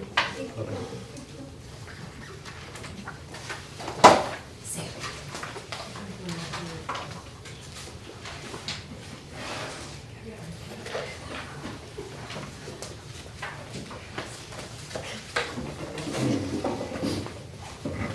All right, item 12B, discuss the permanent director job description. Yes, so as you can see, we met to go over both the approved last February job description and process really for evaluation. It was quite lengthy and it had things in it like the competencies, and then we shifted over to a similar job description for the interim director that we used, but it was the older version 2 years ago that we, the last one we had signed with our director. So we met as a committee, and you can see it was, and I'll ask also, I think Dan, who else was there? Someone else was there. Jeff was there. Jeff was there. Dan, Jeff, myself, if you want to input anything in that. So we chose to recommend to the permanent search committee, the actual job description that I had posted on page 54. And the reason they need that now is for them to actually come up and formulate questions for the new director and start assigning some of those tasks right now for them. And so there's a couple highlighted areas that maybe we could discuss, and then I'll, maybe we can motion to approve it or not approve it. But one of them was the community ambassador. We were thinking, what's a better name for that? We weren't sure if the board liked that, if there's another name. That was on page 54. 55 says, need to find out the answer. Is it okay for the director to be the president of the building company? That was another question we didn't know. We thought we'd bring it to the board on that task. And the rest was pretty standard quote for the job description that they will use to use. So I'm going to go ahead and motion to approve the recommendation of the Personnel Committee for the permanent job description set forth. And I don't know if we can discuss further any of those things. Do I have a second for that? Mrs. Mason, I will second. Okay. So first of all, any questions for the three of us that were at that meeting about this job description that we have here in front of us? Is this, the draft that we have, is that based on the one that had the competencies but pared down? Or is this kind of No. harkening back to the version Coming back previous to that? The actual one previous to that was some additions. Okay. Like, for example, some adage, when we went through that larger document, there were things we added into that we brought into this document. Mhm. And then there were some things like community ambassador. We felt that was an important part of a job we'd like in there, but we weren't sure about the language. So I don't know if you want to discuss language and any other questions on it. So do you think community ambassador sounds okay? Is there a better term perhaps that people might want in there? We weren't sure. Leave it as is? Advocate? I mean, I like ambassador too, but I'm thinking it's almost like advocate as well. They're not interchangeable, but you know what I mean? Yeah. It's almost like we want someone to be out there Okay. speaking on behalf, but an ambassador does the same as well, right? So True. Ambassador, it's not good, bad. and I think you would be advocating under that Yeah. role. So leave community ambassador in place? Yes, I like it. I'm good with that. Okay. I'm curious how this compares. Did you look at other, like, similar types of positions and how this job description compares to those? Yeah, so this one has been through the math and science and kind of vetted over a few years, I think. And so it was compared. Now, I wasn't on the personnel committee for very long last year. We did this huge one with the competencies and all that. This is more like what's out there than the one that we approved in February. That was a quite lengthy document with a lot of, That was longer than this. oh, It was, I've never seen a 11 document pages. written this long before, 11 but pages. Yeah. that's okay. yeah, it was, I think, 11 or 10 pages. it was big. It was big, yes, so actually this is more in line Wow. with, a little more, so, yes, Okay, believe it. it's impressive. Yeah, no, I don't know about that. Quite daunting.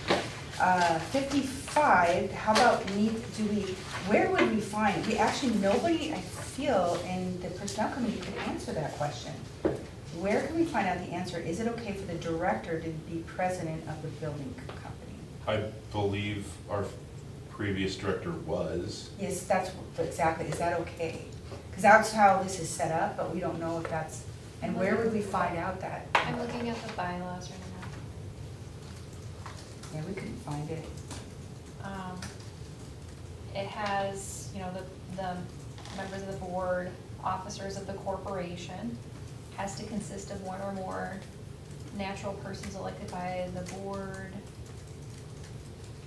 They can appoint other officers. It says president, chief executive officer, have active management of the corporation. Go to the board meetings, But is it perform other committee duties. both director? That's what I'm looking for, to see if they have like any sort of specifications or identifications. What is building company in that conversation like? Yeah. So, because how the state law is written, we can't own our own buildings. But we can own a building company that owns our buildings. And so that's what Got that it. is. Got it. And I'm not sure why, but that's, It's to prevent conflict of interest, yeah. you know. Making rental rates where you start making Yeah. money as opposed to Yeah. like this. Yeah. But would, I mean, would, like a Eugene know or someone, because they would be Yeah, in that's charter a good schools all the Max time. question, I'm happy to ask. I- Yeah, Check with absolutely. him, or Jim Martin. Well, I mean, Also, Ask Max first. yeah, I'm That's on the free. building company, I was serving as the treasurer. If we decide there's a conflict of interest having the director be head of both, I can step up as the president of the building company. And then, I don't think there was, I think it was just a No, question. It was a that, question. Were we doing yeah, it the 'cause right way? No one could answer it, and part of it is we're not part of that, your committee, this committee, so it's like, I don't know. We were. all I can say is the previous director was, so. Yes, we, right. yeah, I'll ask Max. Okay, I don't thank you. think it's a problem, Good. and I'm sure they know the answer. This Good, has thank been you. this is a Standard. major issue every in charter charter school. schools. Yeah. Every charter school. Yeah. Yeah. Yeah. It's a question. So this is something every charter school has to do, so Yeah. it's not like, It's not a mystery. Okay, So- great, terrific. And that's it, so I think, works with the MSA building company, that could stand alone as that, just the highlighted part was we wanted to bring that to you. yep. And then I think that was it, so I want to field any other questions, and if we could approve this for them to go ahead and start the process with So you're this. approving it as the works with the MSA building company? That's how you would approve it? Yes, so the highlighted part was just a question Yeah. to everybody here. But if we decided that it could be changed, like they would be the president of the building company, then? Well, the works is still, would be regardless, it's just can they be both? That's how it's set up now here. Which position are they working as? Yes, Oh, Because we okay. have a Got it. president, and a treasurer, and a secretary. I don't remember if we had a vice president. So this verbiage wouldn't have to change if no. that Right. came back differently than the No. way The only it thing was that would have to previously? change is we would change ambassador if we didn't like that, that would be the one, but that's, this is just a question Okay. throughout. Okay, All right, great. good. Do we already have a motion, or do we need to make? We have There was a second. motion already. Yeah. So, We have a motion. So, all those in favor? Aye. Opposed? Motion passes. Thanks, Now Heather. there's 9 of us, okay. Oh, yeah. Yes, there is. Ooh, the first vote. Happened in the middle of the meeting. okay. So now, 12C, adopt policy plan reviewing and approving MSA policies. So this one, it's just a discussion, it's not something that needs specific approval. But I just wanted to let everybody know a couple of things when we have policies for review. There are some that are mandated that they be reviewed annually. And so we just distribute them throughout the course of the year, then we have a consent agenda item here and there for annual review. Sometimes we have it as consent agenda because there have been no updates to the policy. So we just, yes, it's there. Sometimes when I look at the policies that come down from the state, and you will see that it has some what are called red lines. And so red lines are when you see the policy itself in red, they've added in the either required or recommended changes, so then I share those as the red lines, and then we can have it as a consent if it's minor. Usually they're non-substantive changes. Every now and again, there'll be a whole section that does, and we'll have it as discussion. So one of the ways we have policies for review is just the required annual review, and that actually makes up the majority of the policies that we discuss and have worked on. I also included policy 208, which talks about developing a policy, adopting it, and implementing it. And so if you want to have a policy discussed, say for example, student group A would like to discuss policy 806. They can email me as the chair of the policy committee. We can establish a meeting date. Since we're a board committee, we would post the meeting date online 3 days ahead of time, and we could meet to talk about what they would like to see as changes, bring it to the board for the board to discuss, maybe it passes, maybe it does not. And then like that we want to review it again, and then it would need its like second meeting. So people can request to have reviews of policies. That doesn't mean the board will approve their requested changes, but it's the pathway for individuals to have policy reviews outside of state and federal mandate.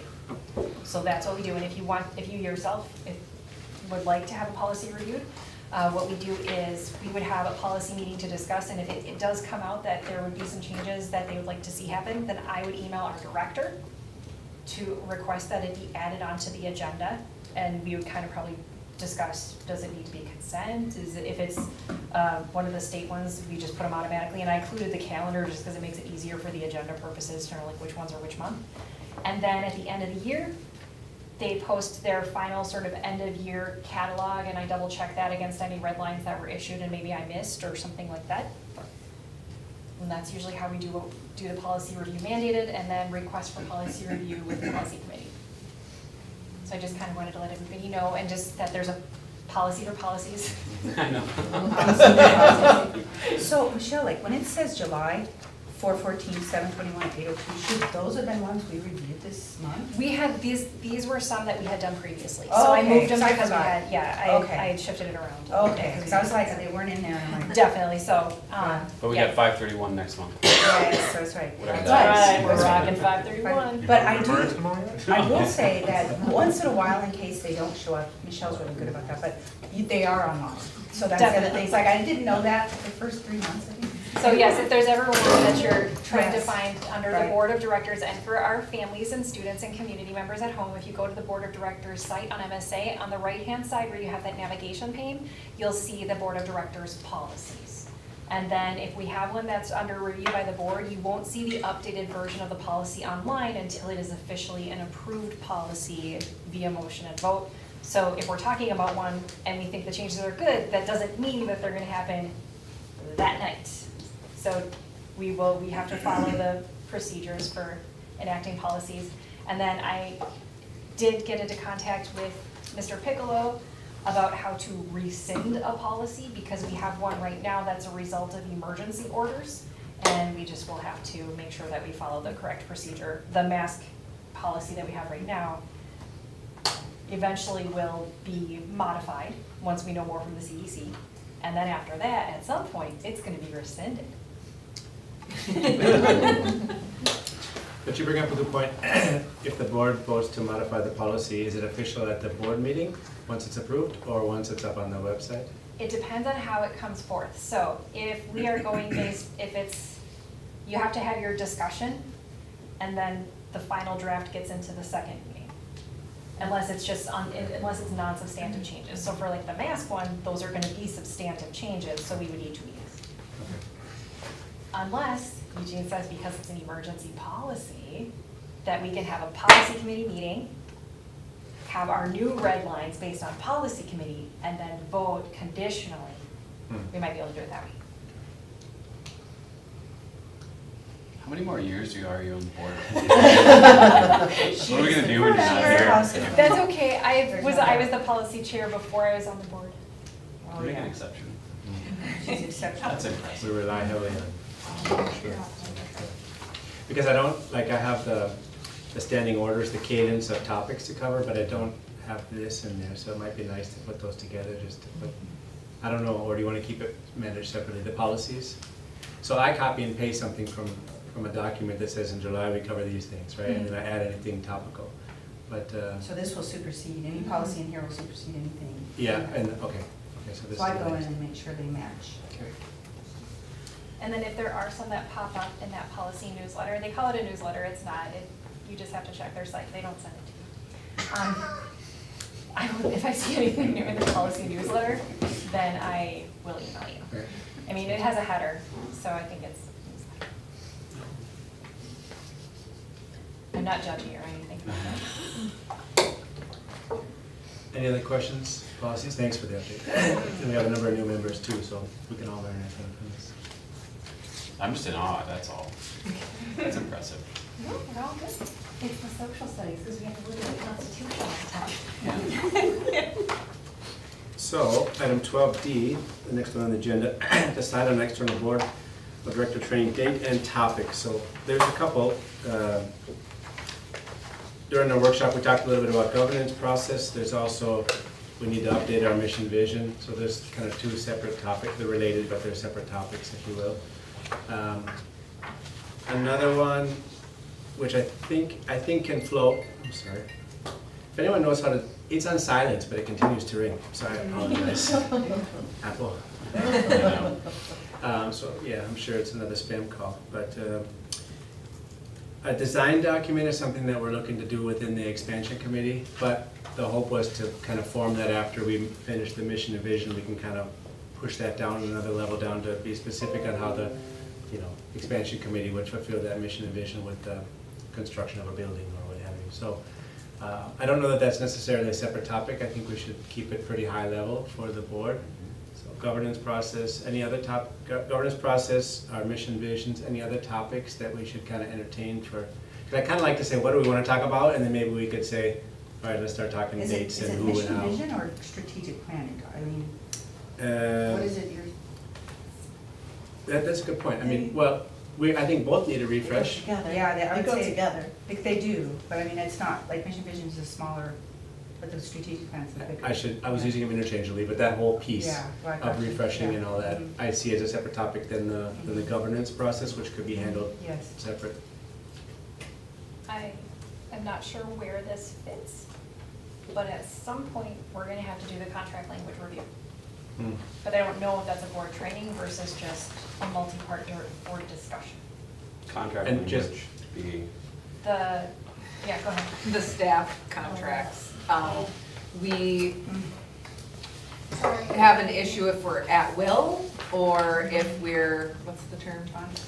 Time contract, yeah. Yeah, We're- so we're there's us- two different things. We're using both language in our existing one, and it's not so clean from a legal standpoint. So we're trying to, and this year we kicked it down the road again, because we couldn't get it sorted out before we needed to renew it. So the teachers have graciously offered to sign again, but I think we need to get that cleaned up. Is it at will or is it contracted? Because there's different implications for both, so. If I could offer a recommendation, I think that the governance is a training that the board would go through, and sort of an also reflective process. Whereas the staff contracts and the mission, vision, strategic planning, they're definitely things that the board needs to do, but I don't think of them like you're being trained. I No, think of right, your yeah, a I process agree that with you're that. doing. So.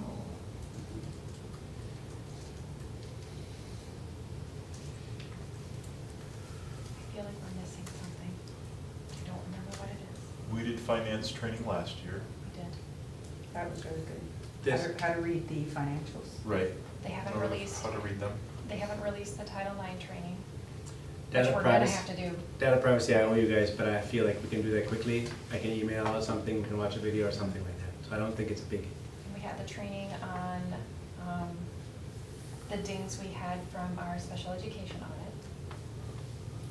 And that's something that, I can offer you in a meeting or a separate training anytime, that if we have more days. Hopefully we won't.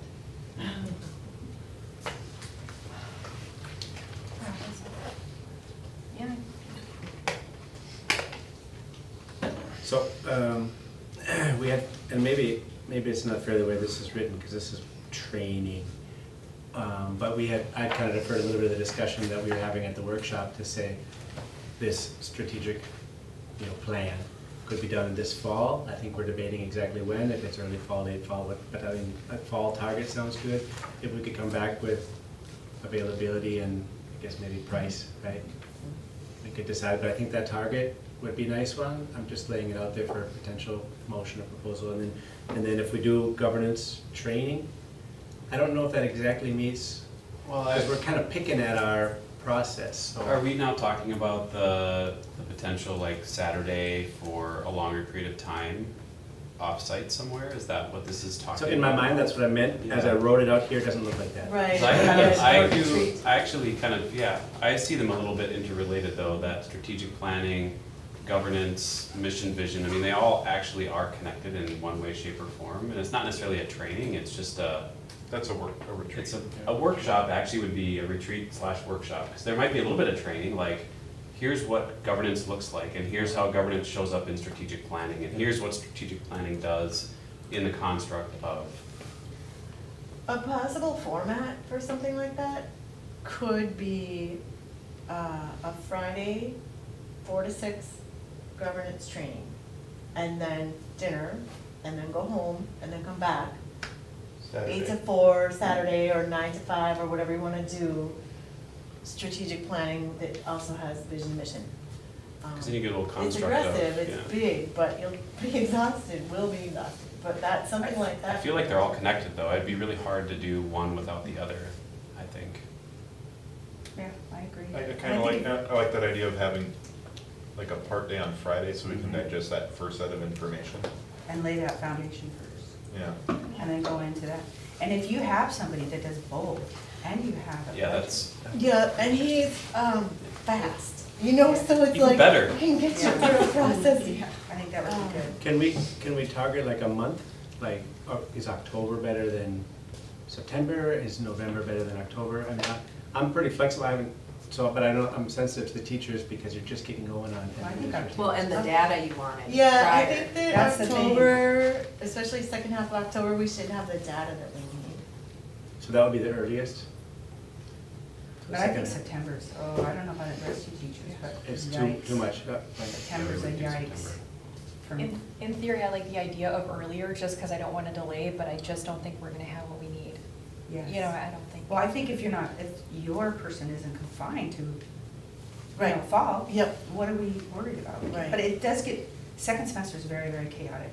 So let's target end October, early November, something like Yeah, that. mid to late October is fine, I Yeah. think. And then check on the availability. Yep. I Yeah, like the okay. idea That in of mind combining, too. I'll be honest, I like the idea of meeting you guys outside of Yeah, this I do classroom too. or Zoom. So a dinner sounds like a nice option there too. And then, once we confirm the availability, basically, are we moving away from? I think if you're gonna package it, we should. And if we have board input in saying, hey, we can fund it and have it, that's great. So if I summarize, we'll make a motion that we will explore governance training / strategic plan workshop in the late October, early November. Jennifer, you keeping up? Motion? And, She can type it. I'm trying. can I get a second for that? I'll second that. Any further discussion? Just one really quick question. And, sorry, we didn't answer your contract one. We should probably finish this one and then come back to the contract one. How are we gonna handle that? Okay, but this is about October. Okay, go ahead. Appreciate keeping the thread though. Yeah. If we're looking at scheduling, is it possible to do it the 15th, 16th, or the 29th, 30th, and not the 22nd, 23rd? Probably. Super We selfish, can do I the admit. 29th and 30th and have a Halloween party. Yes. So you're looking at 15th, 16th, or 29th, 30th, if it's possible, because MEA is 21, 22. Oh, Yeah. Oh, for sure. We should have Just one. throwing it out Yeah. there. Yeah. There's lots of workshops happening these days. good. I think it was which region? 21, 22.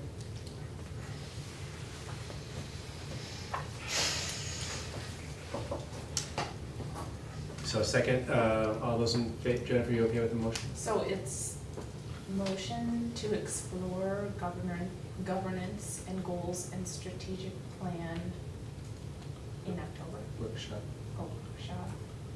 yeah. Or do we have to call it a retreat? I think it's. In the past, the workshops have always been the meetings we have Yeah, that's before the Board board retreat. meeting. Okay. And when we're meeting, Short retreat. then it's a retreat. But I don't know where that comes from. That's just what we've done in the past. I feel like it has to do with how we have to post the meeting and whether or not we have to stream it. I don't wanna have to stream it. I mean, I'm fine retreats streaming are that, not- I but- don't think they are. And unfortunately, it won't be a retreat like golf or spa. I'll bring donuts. We can all- Jerry's donuts are the best. Oh my gosh, you're my new favorite. It's true, Jerry's donuts are the best. Who seconded it? Who seconded it? I Eric did. Any other discussion?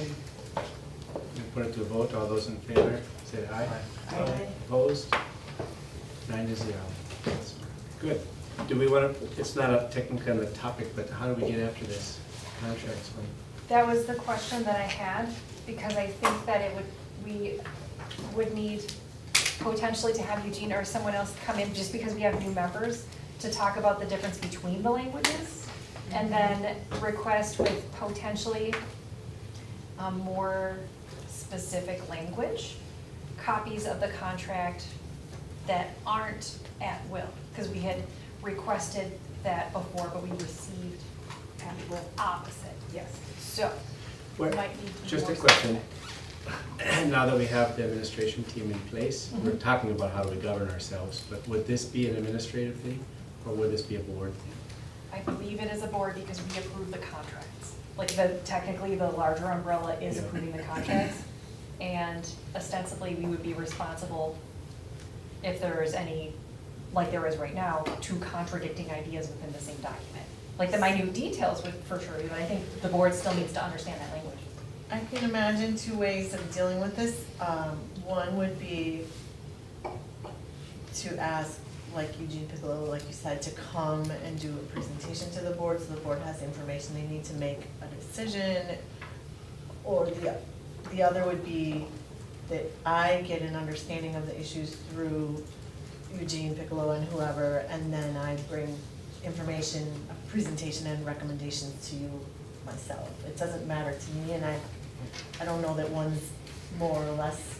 To be honest, we've had a little bit of training, and if you are a new board member, I don't know how it works for interim, but we're supposed to take 3 courses, right? And one of them, they spent a fair bit of time on these 2 differences, right? So the training bit, I think we could do, but I think it's what do we want, and what do the teachers want? That I don't think we've decided on yet. Well, the teachers already said what they The wanted. teachers know. They Okay. did. Okay, We just did. we just didn't do that. We Okay, get the version we wanted to see. Yeah. then it sounds like we need a And that came proposal of what from- that version would look like to come to the board. So- I can search my emails to see which company it was that sent us that language. I don't think it was Jeff. What do you need from me? Was it the Russ? Was it Russ? other? It sounds like we have a little bit of homework, but I think we don't want to wait until January, February. It's going to take too long to get it Yeah. approved through the board, so if we could do that. We just need that new contract language, so, what the problem with the current ones are that they have a whole bunch of things that are included in at will, but we're not actually at will, we're like contract time. What time contracted? And They so, say at will in the contract. it does. Even though it's not, and then it has a time period, so it directly contradicts itself in the same paragraph. It's a doozy. So, we just need to have a draft of one that reflects contract time. And so, if I can find out if, maybe are you looking to see, right, if we have the exact company, then we can give you the person who gave us the previous document language, that was fully to the other way, so if you want to go entirely all in on at will, we have that language already. And then we can get the second option for, Yes, which the teachers voted against. So I'm gonna make a recommendation based on one of the questions, or what Dan said earlier. I would recommend, I think the board's role is the approval of the language. Your role is the recommendation I and agree.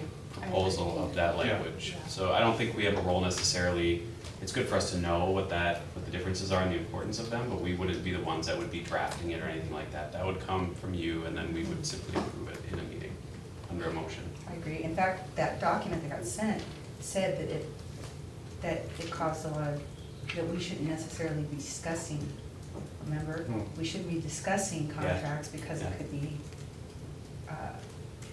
Right. Oh, so be that's why I careful. think a recommendation would be better, rather than us deciding. Oh, because 4 of you fall under these contracts. Yeah. Oh. Yeah. So is that gonna work? That sounds good. I've got a So note then, here. are we okay to move on to the next one? Yep. Good discussion. So we scratched off E, and I'll try to bring that in a future meeting. Oh. E? 12E was the data privacy, so now we're on to F. That's me. Well, I have student parent handbook. Yeah, we can do that, but F. that's G. So Cody can go first and then I'll go. Yeah, F. It somehow missed the back packet, so I gave everyone a paper copy, and we'll make sure a copy gets put up online. Different conversations have been had between many people about online learning options. I know Maggie has started with that gym class. Well, but we heard that that can't go through now. Oh, it can't? That's what I found out this week, and I didn't know why. I Okay. can address that Yeah. whenever you want. Yep.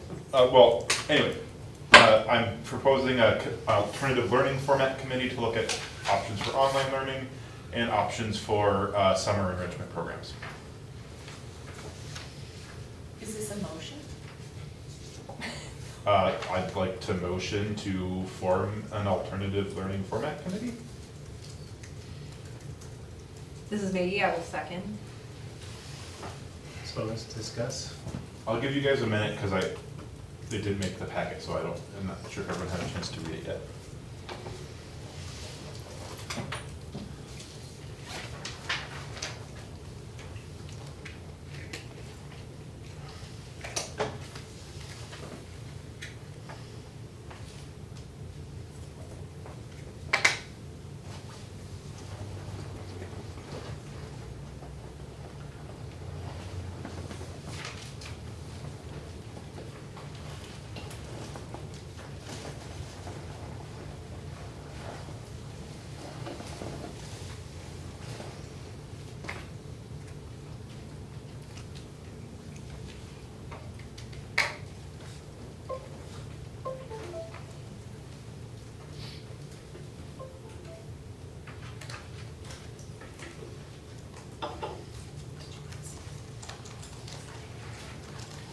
So I'm a little torn, and you did send it to me, and I'm sorry if we didn't get it in the agenda properly, but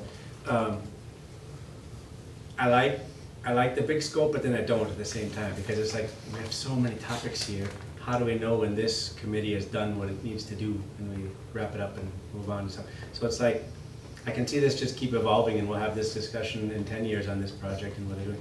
And maybe that's supposed to be there. Maybe we should always be challenging how we teach people in an alternative learning format. So I like it and I don't. Actually, that's the question that I had, is why do we need this? So you have the great purpose and kind of everything outlined. Why do we need this? What's the catalyst? I think in the last year, we've learned that education can happen in different ways with online learning, and there are students out there that want online learning, and maybe we can provide it to them in the best way for them. And then as far as the second part with the summer enrichment, that is something we haven't offered, and we have funding to do it, and I think there's merit to that part of it, or merit to the enrichment programs. So just want to make sure that we're not missing something that it might be a very valuable to our students. So this is kind of a formalization of what happened over the last, what we saw for the last year and a half was alternative learning formats by the nature of COVID. We had to do things differently. Are you seeing this as we need to continue some of that as options going forward, or? We need to investigate if those are options that need to happen. And we may, I know they're changing how schools offer online learning. That's what, and part of that is working with MDE. We might not be able to do some of this stuff, but at least we need to evaluate what we can and can't do. Does this make sense as a board committee, or is this more of a staff-led? Well, I have a similar question, just,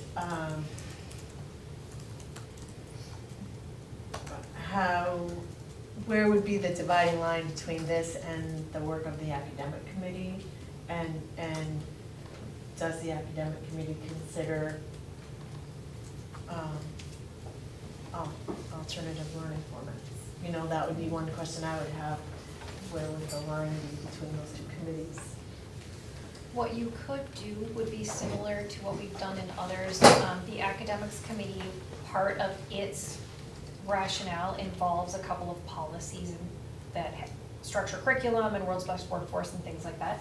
So you could have it be a task force, like a task force within academics committee, because then any items there could come up to academics committee discussion, which has all of the department heads as part of the membership, but it wouldn't be subject to all of the same requirements of open meeting, but the meeting notes from that are part of the academic committee meeting notes, so all of those notes will still be the same. So this would be task force under the academics committee? Yeah, if you wanted to do it, Yeah, we could do academic, that, we can. if that makes more sense. It's its own thing, but then we would still be, if there was issues or ideas that you needed from the department heads, and then we have admin who are also members of it, and parents, and so we would be able to do a little bit of that. That make it more streamlined? I can amend the motion then? Or do we not even need to do this, if it's gonna be a task force under the parent committee? Right. I don't think we need it as anything. It could be a task force.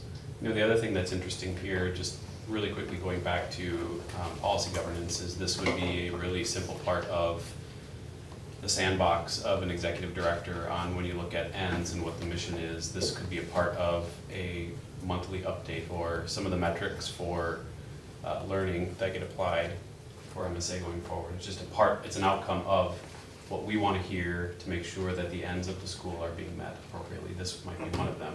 Yeah. One of the reasons why I like it as a task force, I like all your questions, Cody, I really do, and I like the interest in looking into this more. I like it being part of the academics task force because I don't think we want to see alternative learning formats as something separate from the learning that's going on. I think it really needs to be part of our umbrella of the learning that's going on. That's fine. And I think one of the things too, if we do that, that means also too, if there's curriculums or departments that can help inform it, for example, with like some of the enrichment, there's content that could help and inform, so those departments might be able to, you know, help team up and listen in. And also just because a few of them, it's almost like it's kind of inspired by some of the earlier May term items, and Maggie and I both taught under May term, so we would kind of understand a little bit more what you were getting. And you didn't, I don't know if we called it out, but summer school is different than summer enrichment. But would summer school also be considered in this? Oh, yeah, that was credit recovery. Okay. So yeah, we had credit recovery, which was what most people would consider summer school. Okay. And then enrichment would be totally optional for both staff and students. So a staff member doesn't have to do them if they don't want. If they do, they're welcome to. And then it's not required for students. And it's opportunity to get exposure to material that they would normally get a chance to. So it seems like we should be highlighting this. And it seems like it makes sense also that it sits under the task force. So we Okay, I'll withdraw my motion then, and we'll You up, read a second? Yes, I second. we'll shift that under. Good discussion. So where did we end up with this? Yeah. It's gonna be under academics. So a task force can be created by the academics committee? Yes. Okay. And then, Wait, is it okay to withdraw a motion after it's been seconded, or do we all have to vote no in order for it to properly be, We've withdrawn them in the past. have we? Okay. We didn't vote. We didn't We vote didn't on it. vote, but there was a second, that's all. Yeah, but then they, yeah, but we That's- discussed it that's how through the you motion. discuss. Okay, and second that. okay. yeah. The only thing I will say with credit recovery, in the past, that has been its own separate thing, and it was coordinated significantly, especially with Ms. Gravine, so we'll just need to loop her in to Yeah. make sure, because she did a lot of work with that. And yeah. plus, high school's different than middle. And Yeah. we could, and this might be conversation for the academics committee, we could do enrichment and online learning as two separate, Yeah, and credit recovery is a third one. and that's very, definitely understood. And then Cecilia and I have been talking about attending a conference. Yes, so, It's August. MSBA, Minnesota School Board Association, has offered a training conference. It's online. Shoot, I just minimized it here and I don't know where it is, but, for school boards. And one of the things they were gonna go through is, what worked and didn't work about online learning. I think I sent it all out to you guys when I got it from MSBA, but I'll resend it. It's in August, like August 10th or something, so it's coming up pretty quickly, but I don't think it costs much, and it might be a good thing for anyone to attend who's available. I apologize, I can't find it right now. If you're not, I've seen, they sometimes will save, especially if they know it's gonna be really impactful, they will sometimes save their seminar video Post it. just to view. It'll be a week or two later, so if there's anybody who can't make it, keep checking, cause I did that for the Title IX stuff, for a couple of the extra workshops they had I couldn't make. Here, I So found it. you do it, it's helpful. It's August 5th. August, is it? Sorry, there's a few different It's the pieces. building back to the future. Ah, okay, I'm looking at the wrong one. Yep, Yeah, we get so many different ones. that's right, that's it. So, yeah, August 5th, so it's coming up quick, but I can resend the information, and anyone who wants to join, I'll probably do it. How are you guys doing? Do we need a break? Are you good to carry on? Like a break. yeah, Sure. It's okay. Okay, 5-10 minute break? Okay, 10 minutes? okay, 7:30. We'll come back and then we got a few more topics and whatnot. Okay. So, 7:22. Do you have any like adjournment or anything like that? When we resume?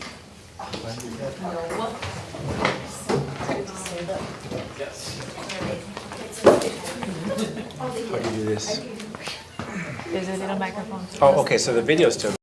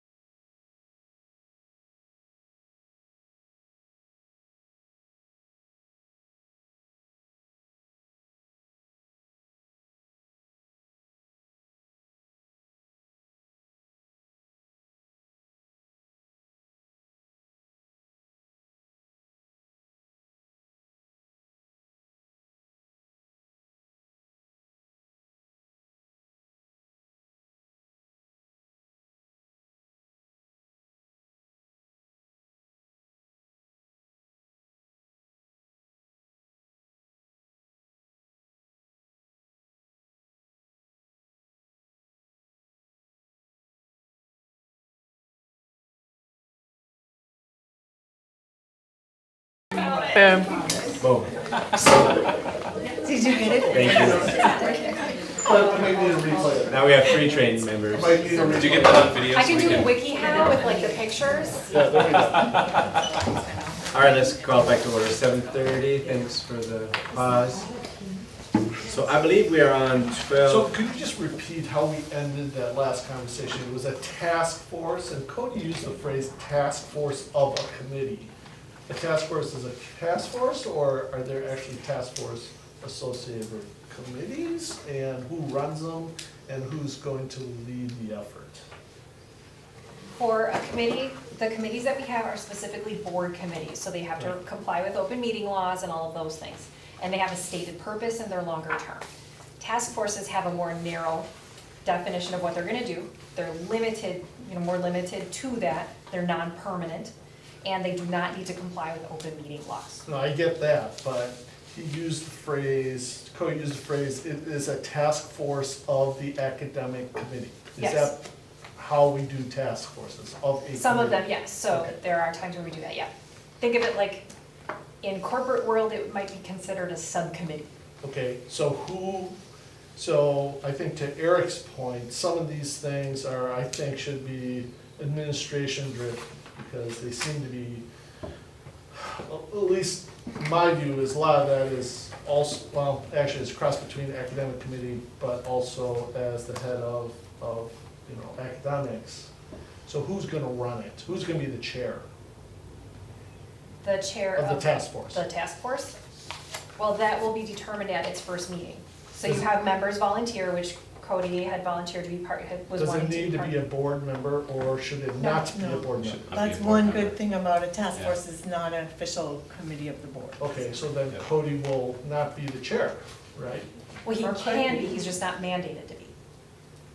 He wouldn't be a board representative on there. I'm not, if I'm chairing it, I'm not chairing it as a board member, I'm chairing it as a member of the organization. Well, it doesn't matter either way, you're a board member, so you can't step out of that. But as long as you're not restricted from being a board member to chairing that committee, that'd be fine. You can't just switch off your hat. Well, and the only other element that would be the case, and just as board committees are the case, and we've run into some questions in academics because of the department chair situation, we just have to be careful about the numbers. Right, because we don't have a quorum, okay. Good clarification. Yeah, okay. And then we'll double check with regard to academics committee when we come back in the fall. Or sorry, when we meet in August, I will double check our roster to make sure if there are times where you're going to be reporting to us, then we might have to have someone else not attend. But I don't think we have a quorum. I don't think so, but I just want to double check so we don't accidentally have. I'm pretty sure we don't. So all committees start in September. So for Well, example, this one's August. well, August, right, I mean, Sunday, like personnel will be assigned a chair, so Dan will step in as chair of personnel in September, for example, or whatever other committee we have, that's, Yep. they get assigned the first time they meet after a new board's got voted in. That's the first order of business. Can we move on to the handbook? 12G? So the student parent handbook, I know, was a big, lots of people have been asking for it, big priority, and we rushed probably too fast to get it to you, and so thank you to the board members who reviewed it over the weekend or even Friday, and I got comments back from Annie and also Jeff, that there are a number of mostly small things, some formatting issues, a couple of mistakes. So I don't have a presentation for you on it, and we didn't make major content changes, so there's not really any major changes, but we do have some errors. So I guess what I wanted to recommend is you consider approving it with the caveat that we address board member concerns. So there may be, some of, the rest of you may have questions or concerns, but really between Annie and Jeff, you caught a lot of problems, including we have a problem with there's an error in the calendar which we have to come back to approve, reapprove in August, I'm sorry. But, anyway, I can throw it out there for you to ask questions or discuss, but I have a lot of good comments back from, at least two of them. One comment is, we're trying to push this up a little bit, because every year that I've been on the board, it's always about a month too late. So that's why we moved it up, so apologies for the pressure there to get it compiled so quickly, but thank you for getting it. No, it makes sense, it's just funny timing with us Yep. coming on board and, Yep, you know. absolutely, so, and thanks for the, all the corrections in there, Jeff, and it looks like you guys spent a lot of time going through. One comment I had was, a lot of those make sense, some of the ones where you're putting in specific names, I was wondering if we could still keep those to titles. The only reason is because then next year we're gonna have, well, hopefully not, but we may need to update it again to change the names. Whereas if we could maybe keep it a little bit more generic and just check the website for whoever has that role now. I agree. Because, yeah, so otherwise, I think, I agree with almost all these changes, and I would like to push for, let's see where the board's at, that we approve it pending the corrections that have been mentioned. And my only thing would say, maybe we make some generic. And if this will help, so I don't think any of at least my recommendations or suggestions were controversial by any means.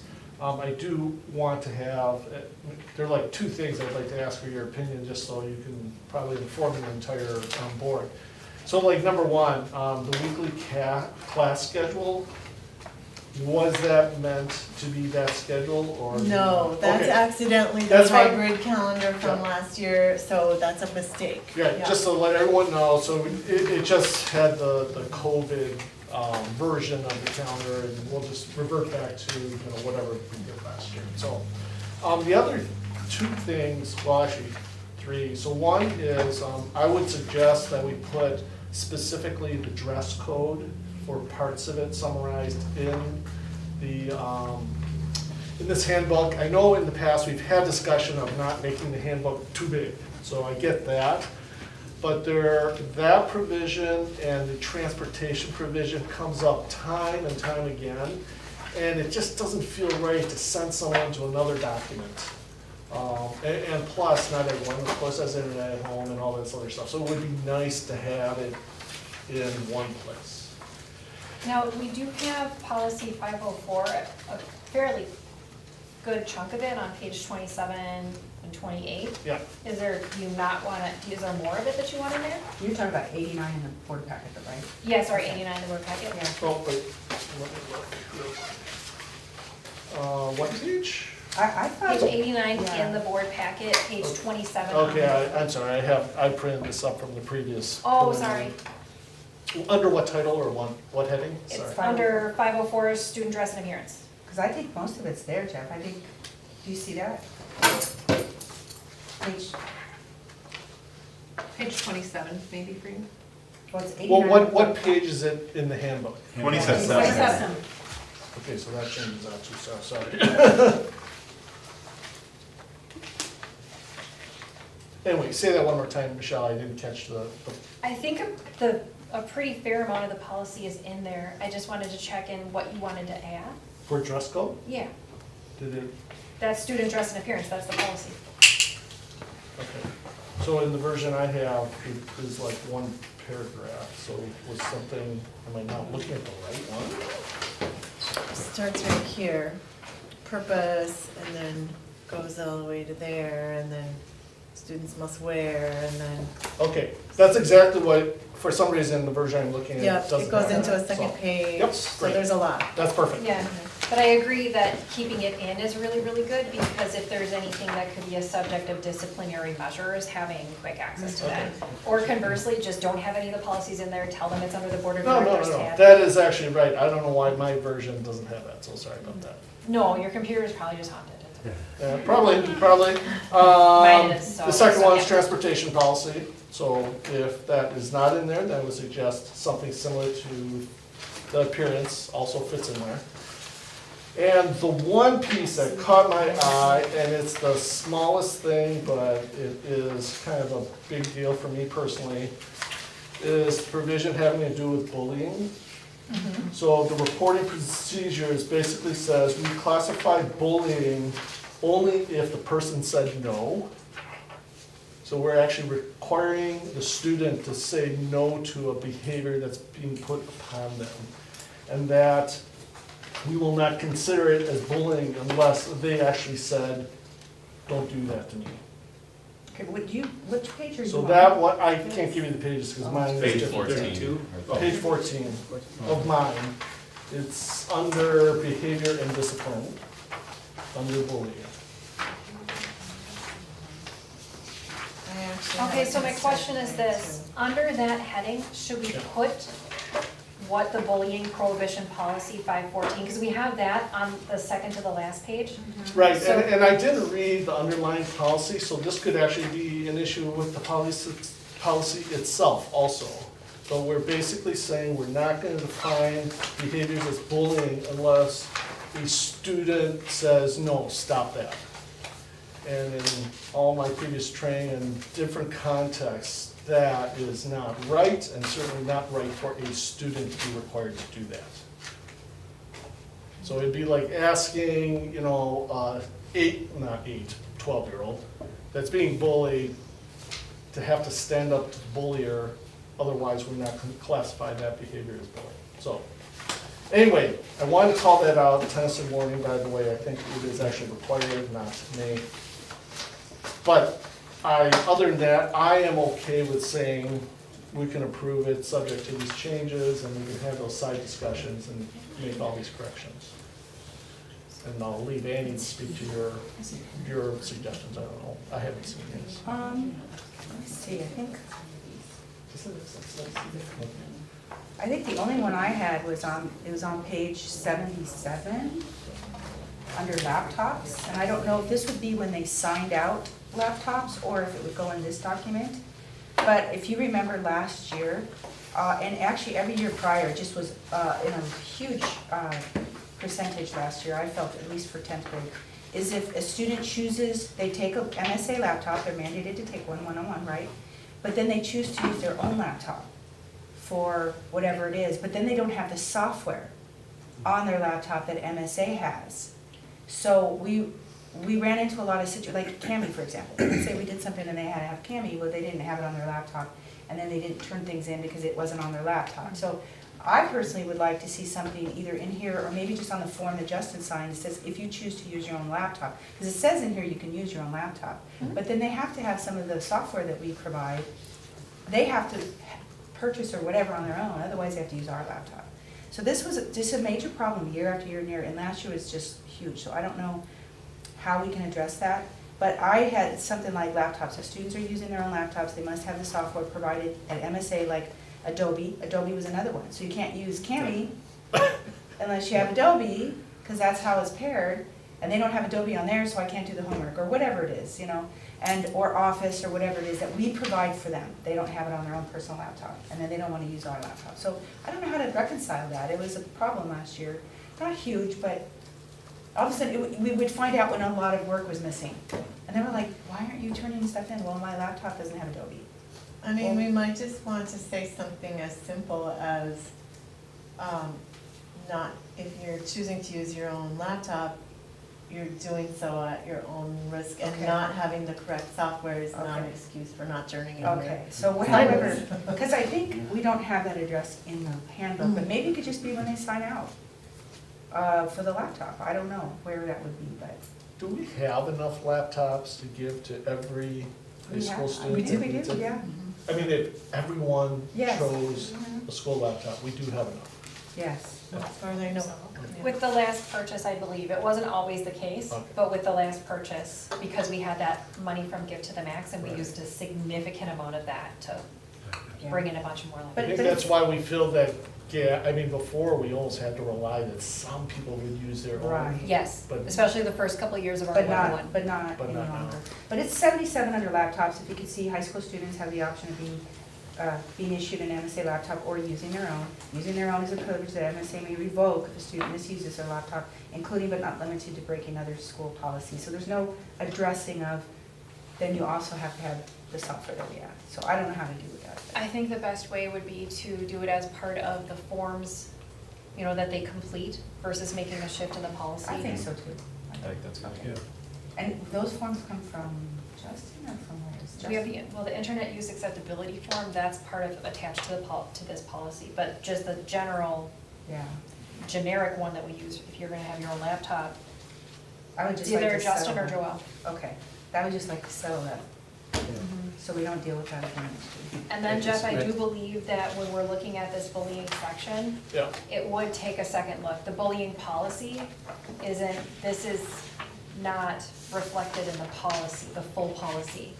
There's a number of indications in there that you can report anonymously, that staff members can report concerns and any number of things. So that language, these are definitions of what constitute bullying from a number of different workshops, but So, That might not just have been updated over time, and it could be well, something. and I just wanted, because I didn't update that in the Yeah. policy for discipline, but I just want to double check that it didn't get there. are you comfortable if I remove that statement from that bullying definition here?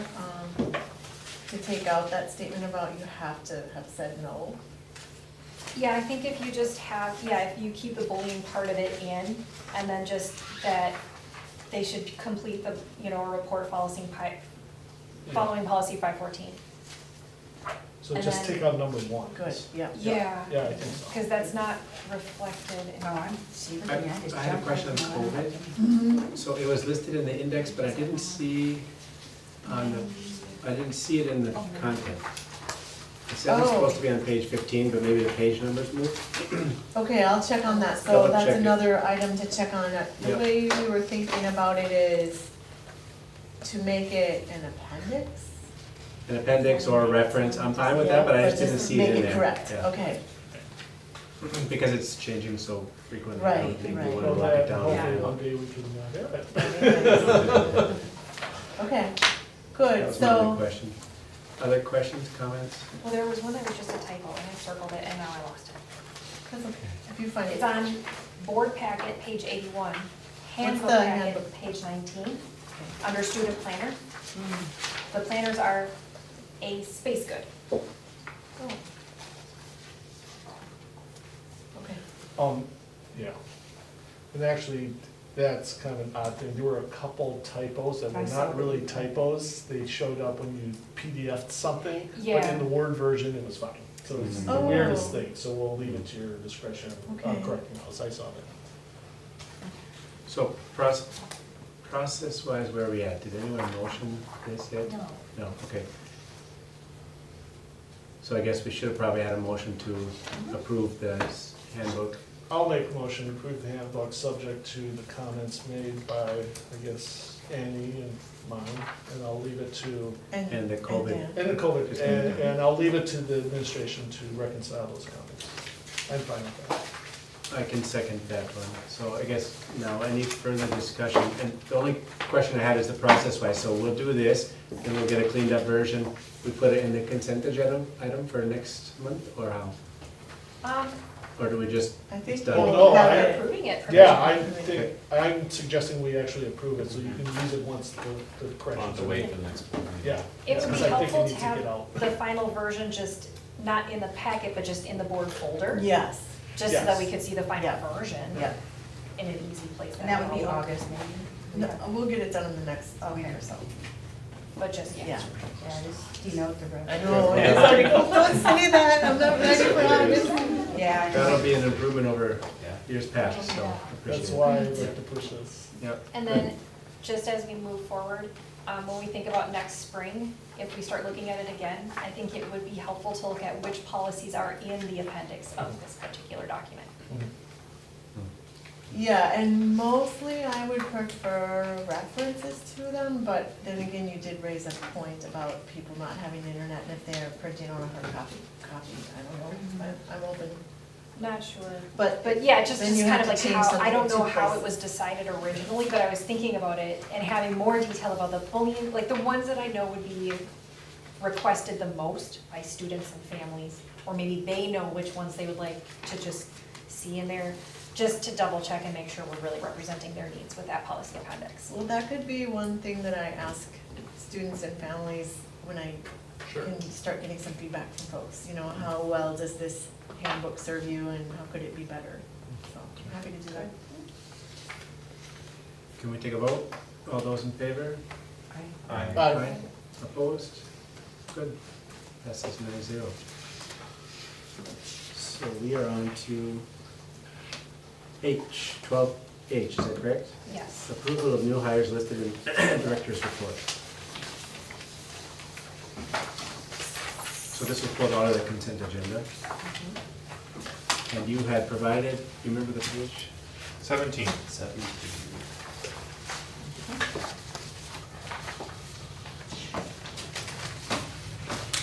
So what questions do they have this week? Well, and for this one, the reason why I was kind of thinking it would be nice to have it pulled out was kind of twofold. The first just being that, when we're looking at budget and finance, there is a difference between, you know, our previous totals for salary and now. So just to make sure, you know, as a board that we're looking at our budget and seeing as we, you know, approve different contracts and approve, which we talked about last time, we talked about the idea of a signing bonus for difficult to fill positions, but we didn't talk about an amount, and now we have an amount that's posted online. So I just kind of wanted us to double check, how is our budget looking, and when we talk about having some leeway in terms of adding finance or adding money as a board, there's some significant additions, not that they're not warranted, but just they should be discussed. Well, a lot of pay is based on experience and education. Yeah. Totally get it. But just kind of wanted to throw it out there. Well, and similarly, there's some background on even, let's just use the assistant director contracts. I mean, I have no clue what, usually we know what the number is. I do not know what the number is. I've not seen the final job descriptions. I don't know what the contracts look like. And I know it's unfair to compare this to what happened before, but it was very fuzzy before. And we have to move away from that because once Ms. Dodge leaves us, then we will not have any history, once again, on how we determine salary, how we determine job descriptions, nothing, from a board perspective. So I'm just trying to bridge the gap on the understanding of these hires and the position we're trying to fill and all those other things that is a one-time only probably question. But part of it is I'm not even sure what the value of these contracts are and how they compare to the previous. And how and who had the authorization to approve additional amounts if it required additional amounts. And this also ties in for the future in terms of an understanding of who has the authority and exactly how much you spend over given authority by the board. Because we just don't want to get in a position where, as a board member, I'm forced to essentially approve something that's already been done, which is kind of the case here, because what am I going to say? No. No one looks good there. If I say yes, I don't feel right because I didn't do my due diligence. So I just don't want to get into a position in the future again. And I think this is a good opportunity to talk about what policy governance looks like Perfect. again. Yeah. Because this is one of those where it's your responsibility, it's the executive director's responsibility to manage the budget, and the board says yes. We give you latitude within that budget to do what you feel is necessary. We shouldn't have to approve salaries, we shouldn't have to approve bonuses. That's up to the discretion of the executive director within the confines of the limitations that have been placed on them under that policy. I know that would be a future discussion. Well, and we've But I never think had it does, limitations. yeah. We've never had any information. Yeah. We've never had board input on a lot of that, and that's why it doesn't feel right just yet. We're close. Yeah, We're close. no, I totally get what you're saying. I'm gonna need to vote for this now, obviously, I think today, but hopefully in the future, we don't need to be involved in teacher salaries at a board level. Well, That's the executive director's responsibility. That's kind of what I was trying to bring about, is that if we're, you know, you can say that these are the parameters and we're comfortable because we know what the parameters were, we just didn't have that. That's right. And so Yeah. working within the constraints of the budget, well, the budget was a budget based on entirely different education and experience levels. So we have to go outside of what the other budget, because we have two individuals whose education is significantly more so and experience is significantly more so. So we're even just using a step in lane, we're way over here, you know, because they have excellent education and so much wonderful experience. But again, just wanted to bring it into the discussion. And then to see if somewhere in the line, just like the teachers and the EAs have a step, like an actual step and lane schedule, I'd be able to rock that for you. Well, and that's a good example. We've never Takes had one for time. administration. Step and lane. And now we Yeah. need one and we'll have one and then we can move forward. But that was kind of a push for a while to put those procedures in place. And of course, as luck would have it, we need it before we actually had a chance to establish it. So, but yeah, that those are just kind of the concerns that I have overall. And it really doesn't even get into the, well, should we have, did we, I mean, those decisions, I more than likely will support all of them, but now we gotta back in and understand the procedures, so we get better at it. Yeah, And to Eric's point, I mean, we don't wanna be doing this for Yeah. every contract either, even down the line. But I would say we had, I thought Cecilia did a great job of kind of keeping me only up to date on the process of where we're at with the different hirings and whatnot. So I'll take ownership of some of this lack of communication to you guys, right? Which is, you know, we had some phone calls while I was traveling and you basically said, here's where we're at. We've got some fantastic candidates. And we did discuss a little bit of, this is a different qualifications and everything than we had originally anticipated. So we talked about, could we afford it and it would have fit in the budget and these sorts of changes and how would that work? So I was basically trying to empower Cecilia to say, let's make a move, we need the assistant director. So that's how that came about. But I appreciate the open and honest discussion that we can have about how do we manage ourselves in terms of what, like I'm new as well as chair and I'll own up to that. If I'm making mistakes, please hold me accountable to that and I'll try to learn from them and come back. But within the repertoire that we were giving you within your role, I felt like that was your call to make. If we could, because you're also responsible for making sure we deliver the budget that we said, here's the budget that you have to work within as well. Right. So you were saying that this is the people that we need to make this school happen the way we want it to. So Right. I feel like all those things together was where the decision was made, if you will, offline, but at the same time, we've empowered Cecilia to make the decision.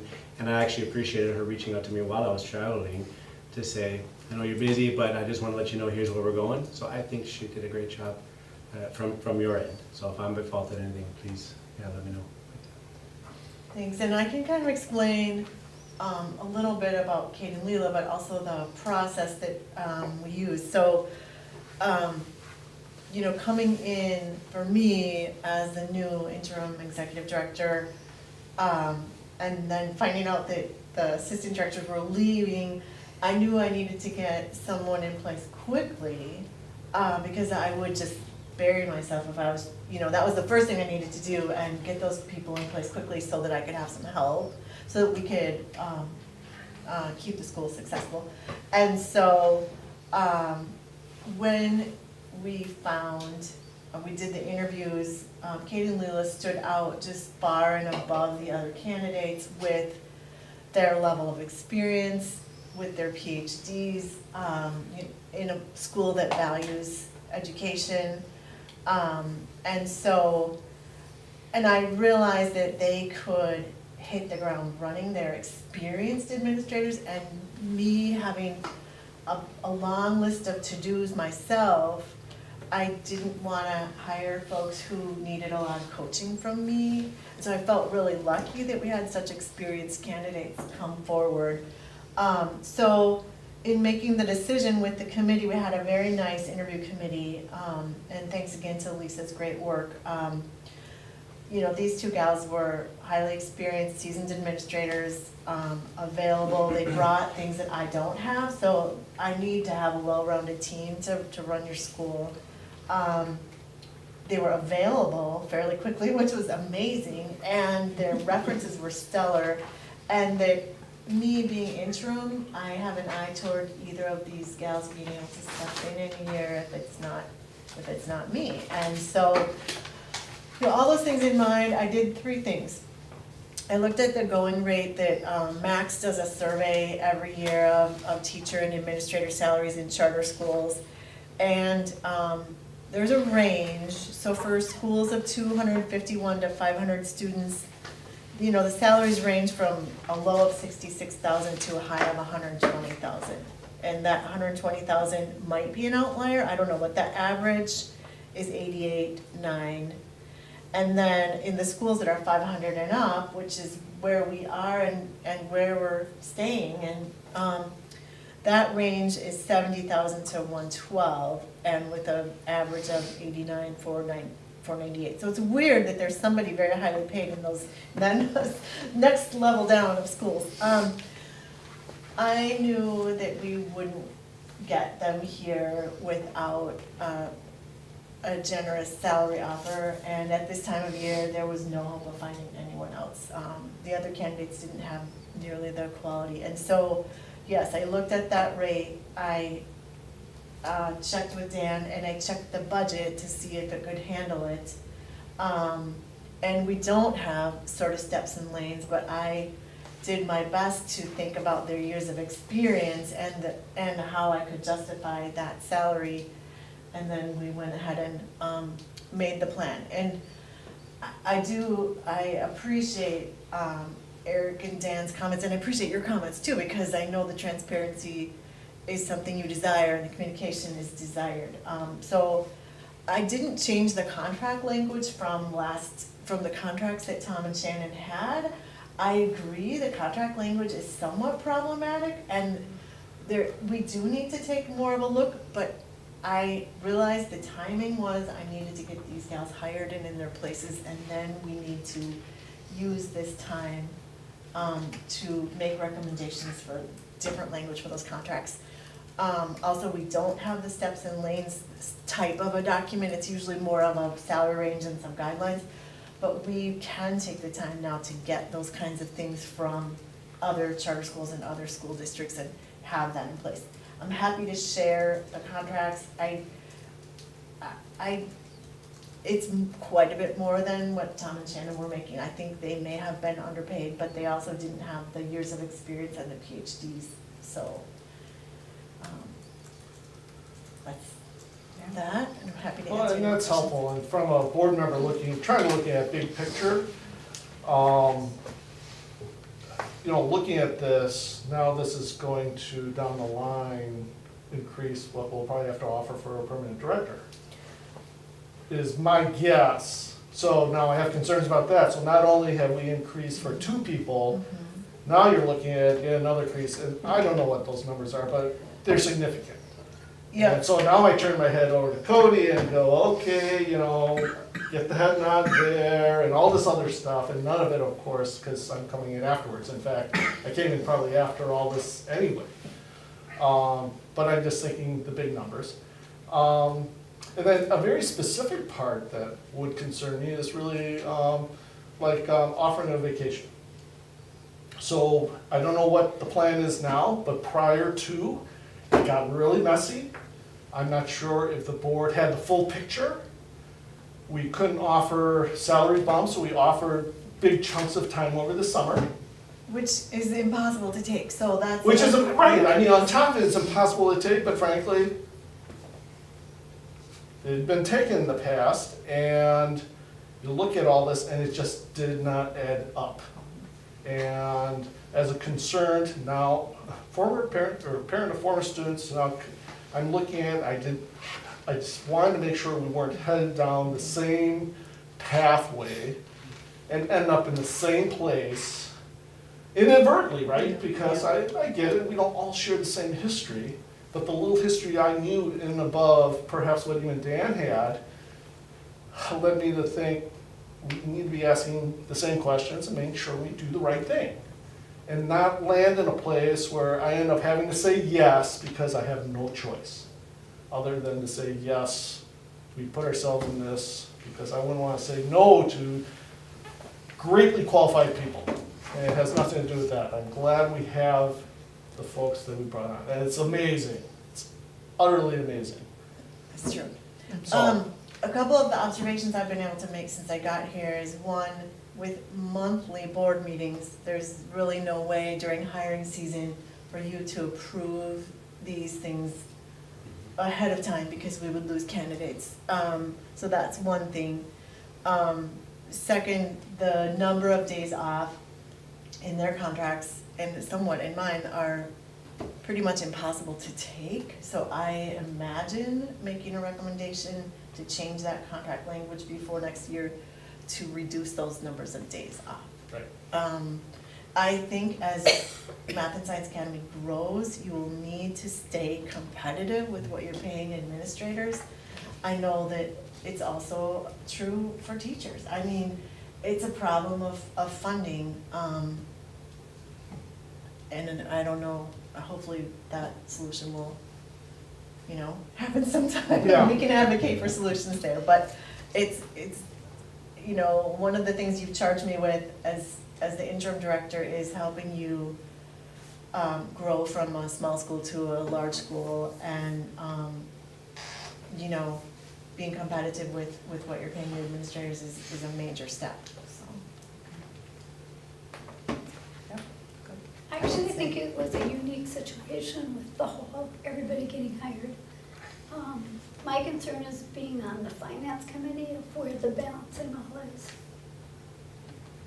So maybe Cody can have a conversation on that. Yep, or we can also bring forward,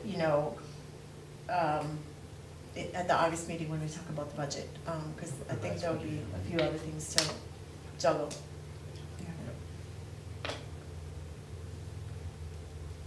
Good discussion. And Michelle, I apologize, I appreciate your comments too, it's like, everyone who commented, I think I'm really committed to the communication and transparency, so there will be evaluations of these folks, and, accountability. And then just same kind of line as we go through, it's not directly like in this hiring block, but again too, just a couple questions about signing bonuses for difficult to fill positions, how the number is determined, whether we have the budget for it, and how you prevent people just from leaving every year once they have their bonus. We have to be very careful about that, and I was just concerned.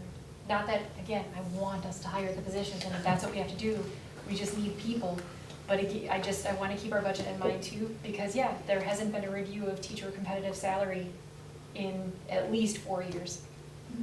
So we had to do an update, but we got a number that the budget could support regardless of whether it's still a competitive salary, and then we divvied it out. That's all we could do.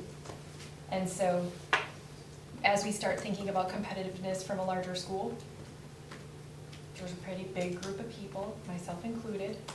Full disclosure, I benefit from the discussion of salary of teachers, and if we're still competitive, cool, but we just haven't done that review either. So in general, I think those reviews still just need to be done. Across the board, I think we just still need to keep ourselves as competitive as our finances actually let us do without sacrificing our students' supplies and cool stuff and programs and all that wonderful things.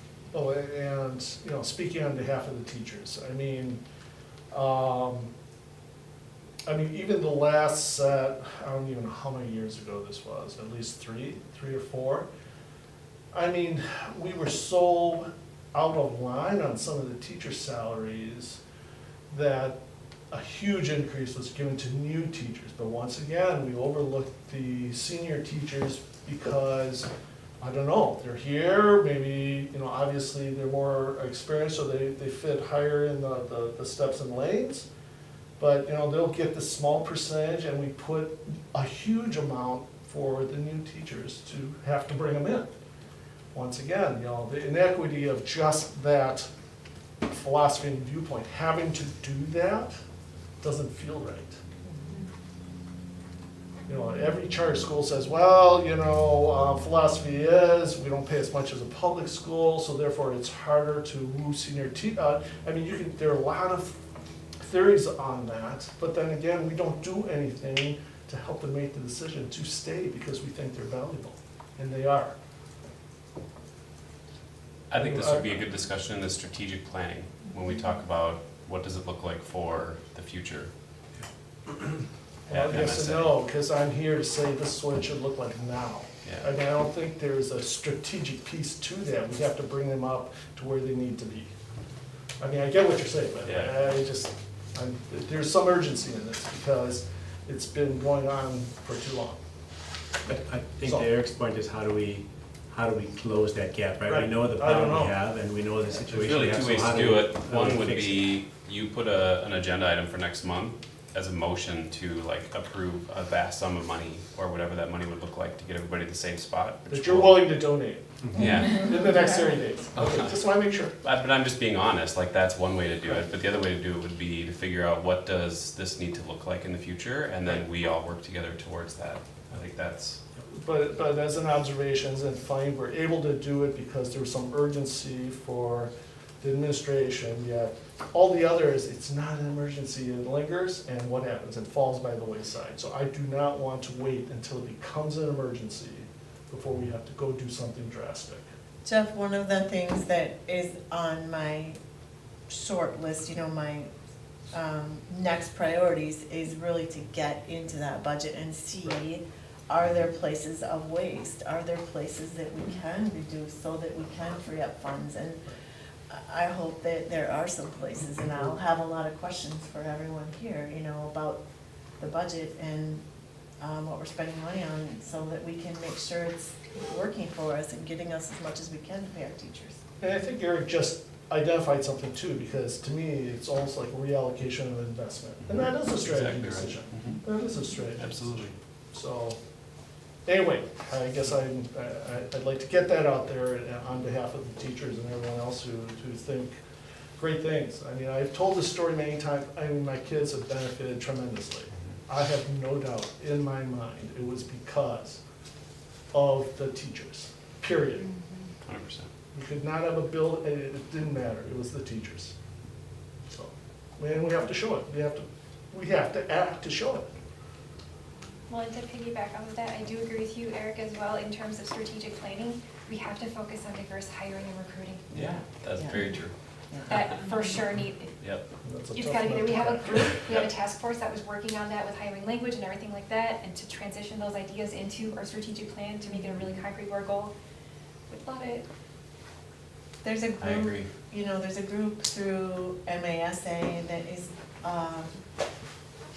working on the specifics of hiring and retaining teachers of color, and so happy to provide all that information, and I'm very connected and very much in support of that.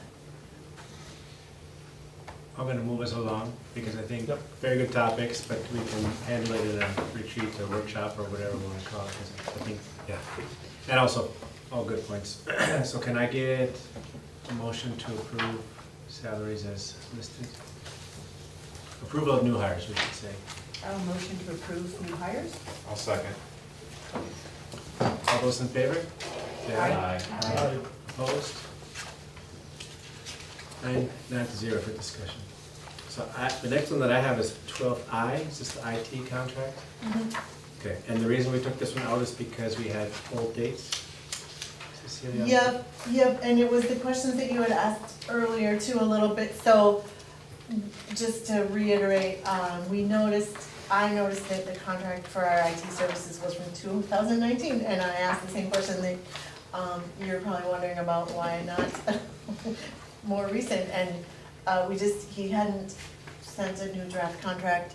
He was fine with going month to month, like he apparently has been since 2019, 20, whatever. And so I'm happy to I'm happy to ask him to draft a new contract, and we can bring it to the board in August. So we have a one-year contract with him, or we can keep going month to month. It's totally up to you. It's not gonna cost us more money either way. Yeah, so if we don't get a discount for an annual contract, why would we just not stay month to month? Because we could, it's less risky for us to have just a monthly. No, but he could also leave, I think it's more risky. and then we, Is that more the risk? yeah, he If could. you want to retain him. We don't want him to leave. We But don't I don't want- think he I don't has think he ever- will, No. but if it's a year contract, it's a year I contract. didn't look at it from I'm that sure perspective, but yeah. that I makes would, sense. I'll motion, to approve the contract. There isn't really one to approve, because it's just, we're continuing on the month to month. Yeah. Do we that would be motion next to either approve it as is or by changing the time frame to a year contract? Do you need a motion for this? I don't think we need a motion. I Not think I'll till just next ask him to get us some draft language, and we can bring it to the August board meeting, and Okay. we'll have an annual contract to approve. Or if he prefers to stay month to month, just a little bit more about that, because if the annual then creates an issue. I don't wanna create a problem that doesn't need to be. I already have a know mistake. Justin well enough to say that it's because he doesn't want to ask for any. Like, he's not, it's just a non-confrontational thing in his mind. It's like, no, it's okay, you do need to give us That's a Eric's contract. comment, I think the termination provision is pretty liberal. It kind of Yeah. says, give me 30 days Yeah, notice. okay. So either way, Then that's we don't okay. risk paying out Yeah. like It's 9 not a days lot on of money, contract. but. And then as we look at his contract or look at ideas in the future, I know that mini Justin is getting older. And at some point, it might be nice if there was a way to classify his employment so that there might be an employee student enrollment benefit. You're Because talking right now, about that's a not preference for the law. 'Cause, We've like, for example, also- if I had a child and they were in ninth grade, I was like, sweet. We've also discussed having a separate lottery for alumni perhaps. Right. Just to see if the law allows, so just for some of these other factors, because we do have alumni who are having children. We've been around 20 years, some of them are getting, Just saying. When you remember somebody as a sixth grader, it's just, there's this thing, it's It's a weird. thing. It's a thing. Michelle, I'll just ask you more about that after the meeting. Yeah. Not the alumni having children. Yeah, but just like ways that we could try to honor our alumni and our other individuals who might not be strictly like a teacher, staff member, or a year-round staff member, just something, if there's a way that it's allowed, or that we can work it, because I think that would be nice. Okay. Good, so 12J, Indigo Education is the next one. I brought that up, just two provisions, I think, and Cecilia, I believe, is in line with it. I don't know how to approach any changes, but for instance, the indemnification provision says we indemnify them if obviously we do something, but if they do something that costs us money and they did not follow the law or whatever, it doesn't say that they're responsible. It's number 8, if anyone's looking at the contract. Yeah, number it's, 8. thank you. So provision number 8 should be neutral. Yeah, definitely should be. How old And is this contract? Is this a new one, or? I think this is the most recent that we were working on. I don't know if the language is new. Oh, this is I tried to look for 21, through my April files for 9th. the previous Indigo contract and I couldn't find it. Yeah, so, and tying into actually paragraph 6 in Exhibit B compensation schedule, we also stuck in, rather deviously if you ask me, a provision that basically says, if you're gonna cancel our contract after December 31st, they're entitled to the entire fee. And, which I found interesting because throughout the whole contract, they basically say, oh yeah, you don't give us notice, it's prorated. They use that term many times, yet on the back of the contract, in the exhibit, they say, they stick this provision in. Do we have an attorney on retainer that looks through these on our behalf before we sign them? They don't always review everything. I mean, it's Because it not costs us money. retainer, it costs us money, Yeah. if you will, but yeah, we can have them review. I just was curious. Yeah. Not recommending it, but some of those things would be caught by. Yeah, I mean, none of them are super bad, but, so that's why I brought it up, and perhaps it's something we can follow up from, from a director perspective, to have that conversation. I'd say my Yes. preference would not be to have to be reviewing contracts at a board level. So if there's a way for us to do it an hour of an attorney's time to review it and just mark a couple of things and then give it back, that would be my preference, but. I think on this one, it would be good. I mean, I do agree with Jeff that I would like that indemnification language to be both ways, and, Yeah, that's a two-way street. Well, and part of it is, I have no idea what direction this third-party investigation is going, but we know it is going to impact this subject matter. So we want flexibility and being able to control this agreement, and also as we reorganize and look at the bigger picture, there might be changes that might be coming down the line. So what I'm hearing, would it be okay if I follow up with our attorney on this contract based on your email? I think I saw some of the comments, right? So we can do that, so we don't approve it this month? right, I think that would be Okay, wait. good. We can just not approve it this month, and Okay. either of us can follow up with our attorney and Yeah, they'll be. I think that's fine. When I did call our special ed director with Indigo and ask him about that language, and he said basically because Indigo is a contracted service of our school, we're ultimately responsible for everything that happens. They are not. So that's why they have it one way. That's I what would I said, so. beg to differ on that. Yes, we're ultimately responsible, but I am not gonna write them off as not being responsible. Yeah, if That's for the way whatever they're reason, taking it. like the results of some Yeah. investigation were made public and it was due to a breach in their systems, then Yeah. yeah, they're on the hook for that. For sure. And we're not on the hook for that. Are you okay to check with your Yeah, attorneys? absolutely. If I can do that. Perfect, thank you. So are we on to 13, is that right? Okay. Mary indeed? Future board meetings, workshop items, so I have the board goals. Are we able to make board goals, just a question, before we have our strategy revised? Do we want to make goals for things like we had, I mean, contracts could be one, you know. Well, I thought we said governance training, we said, Or would we say governance review? Which would include review, training and decisions strategic potentially? plan, detailed strategic plan, whatever, I don't know, and then we Okay. said payroll. What do you, how do you say it? Competitive pay or Yeah, or pay assessment? Or just We have the contracts, which is salary separate. review? The com- I mean, really, I think, Salary review. So you're looking at the cost, Cecilia, which I think is great, and then the expansion was set up to help with the revenue side, right? By adding more Right, students, we yeah. generate more revenue. And that was, my understanding was why that came about. But if we set up our strategy, which is, let's just say we want to have the best teachers available, or whatever that strategy ends up being, it is hard to stomach where we're doing right now with, it doesn't add up, right? So, but it doesn't have to be build a building. There could be other things in there that it could be saving cost, it could be some other things. But that's the difference between strategy and what I would call tactics. Agreed, So yeah. the strategy sets the framework, and then the how you do it, that's different. So I like the idea that we'll do this governance review, this strategic plan, as, this is what we want to have accomplished by the end of this year. yeah. And then the last one, how do we want to phrase that? Well, let's say Well, we had pick three. contract language. And then something like a salary review, something just across the board, looking at our steps and lanes and just ensuring that to the degree possible that we're competitive. But that also mean creating some steps and lanes too, so I didn't know how to phrase that.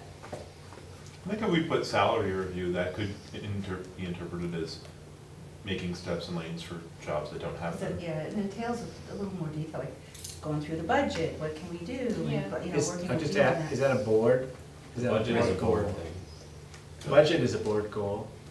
Didn't we say contracts over to Ms. Dodge anyway? So, and then that would come back to us eventually. But that's what I guess my point Okay. is, then it'll come to us to approve, it's not us doing anything. I mean, Yeah, we'll that's right. read That's right. we'll read it and then we'll That's approve it, That's true. versus what are we doing? Yeah. I don't think we're doing.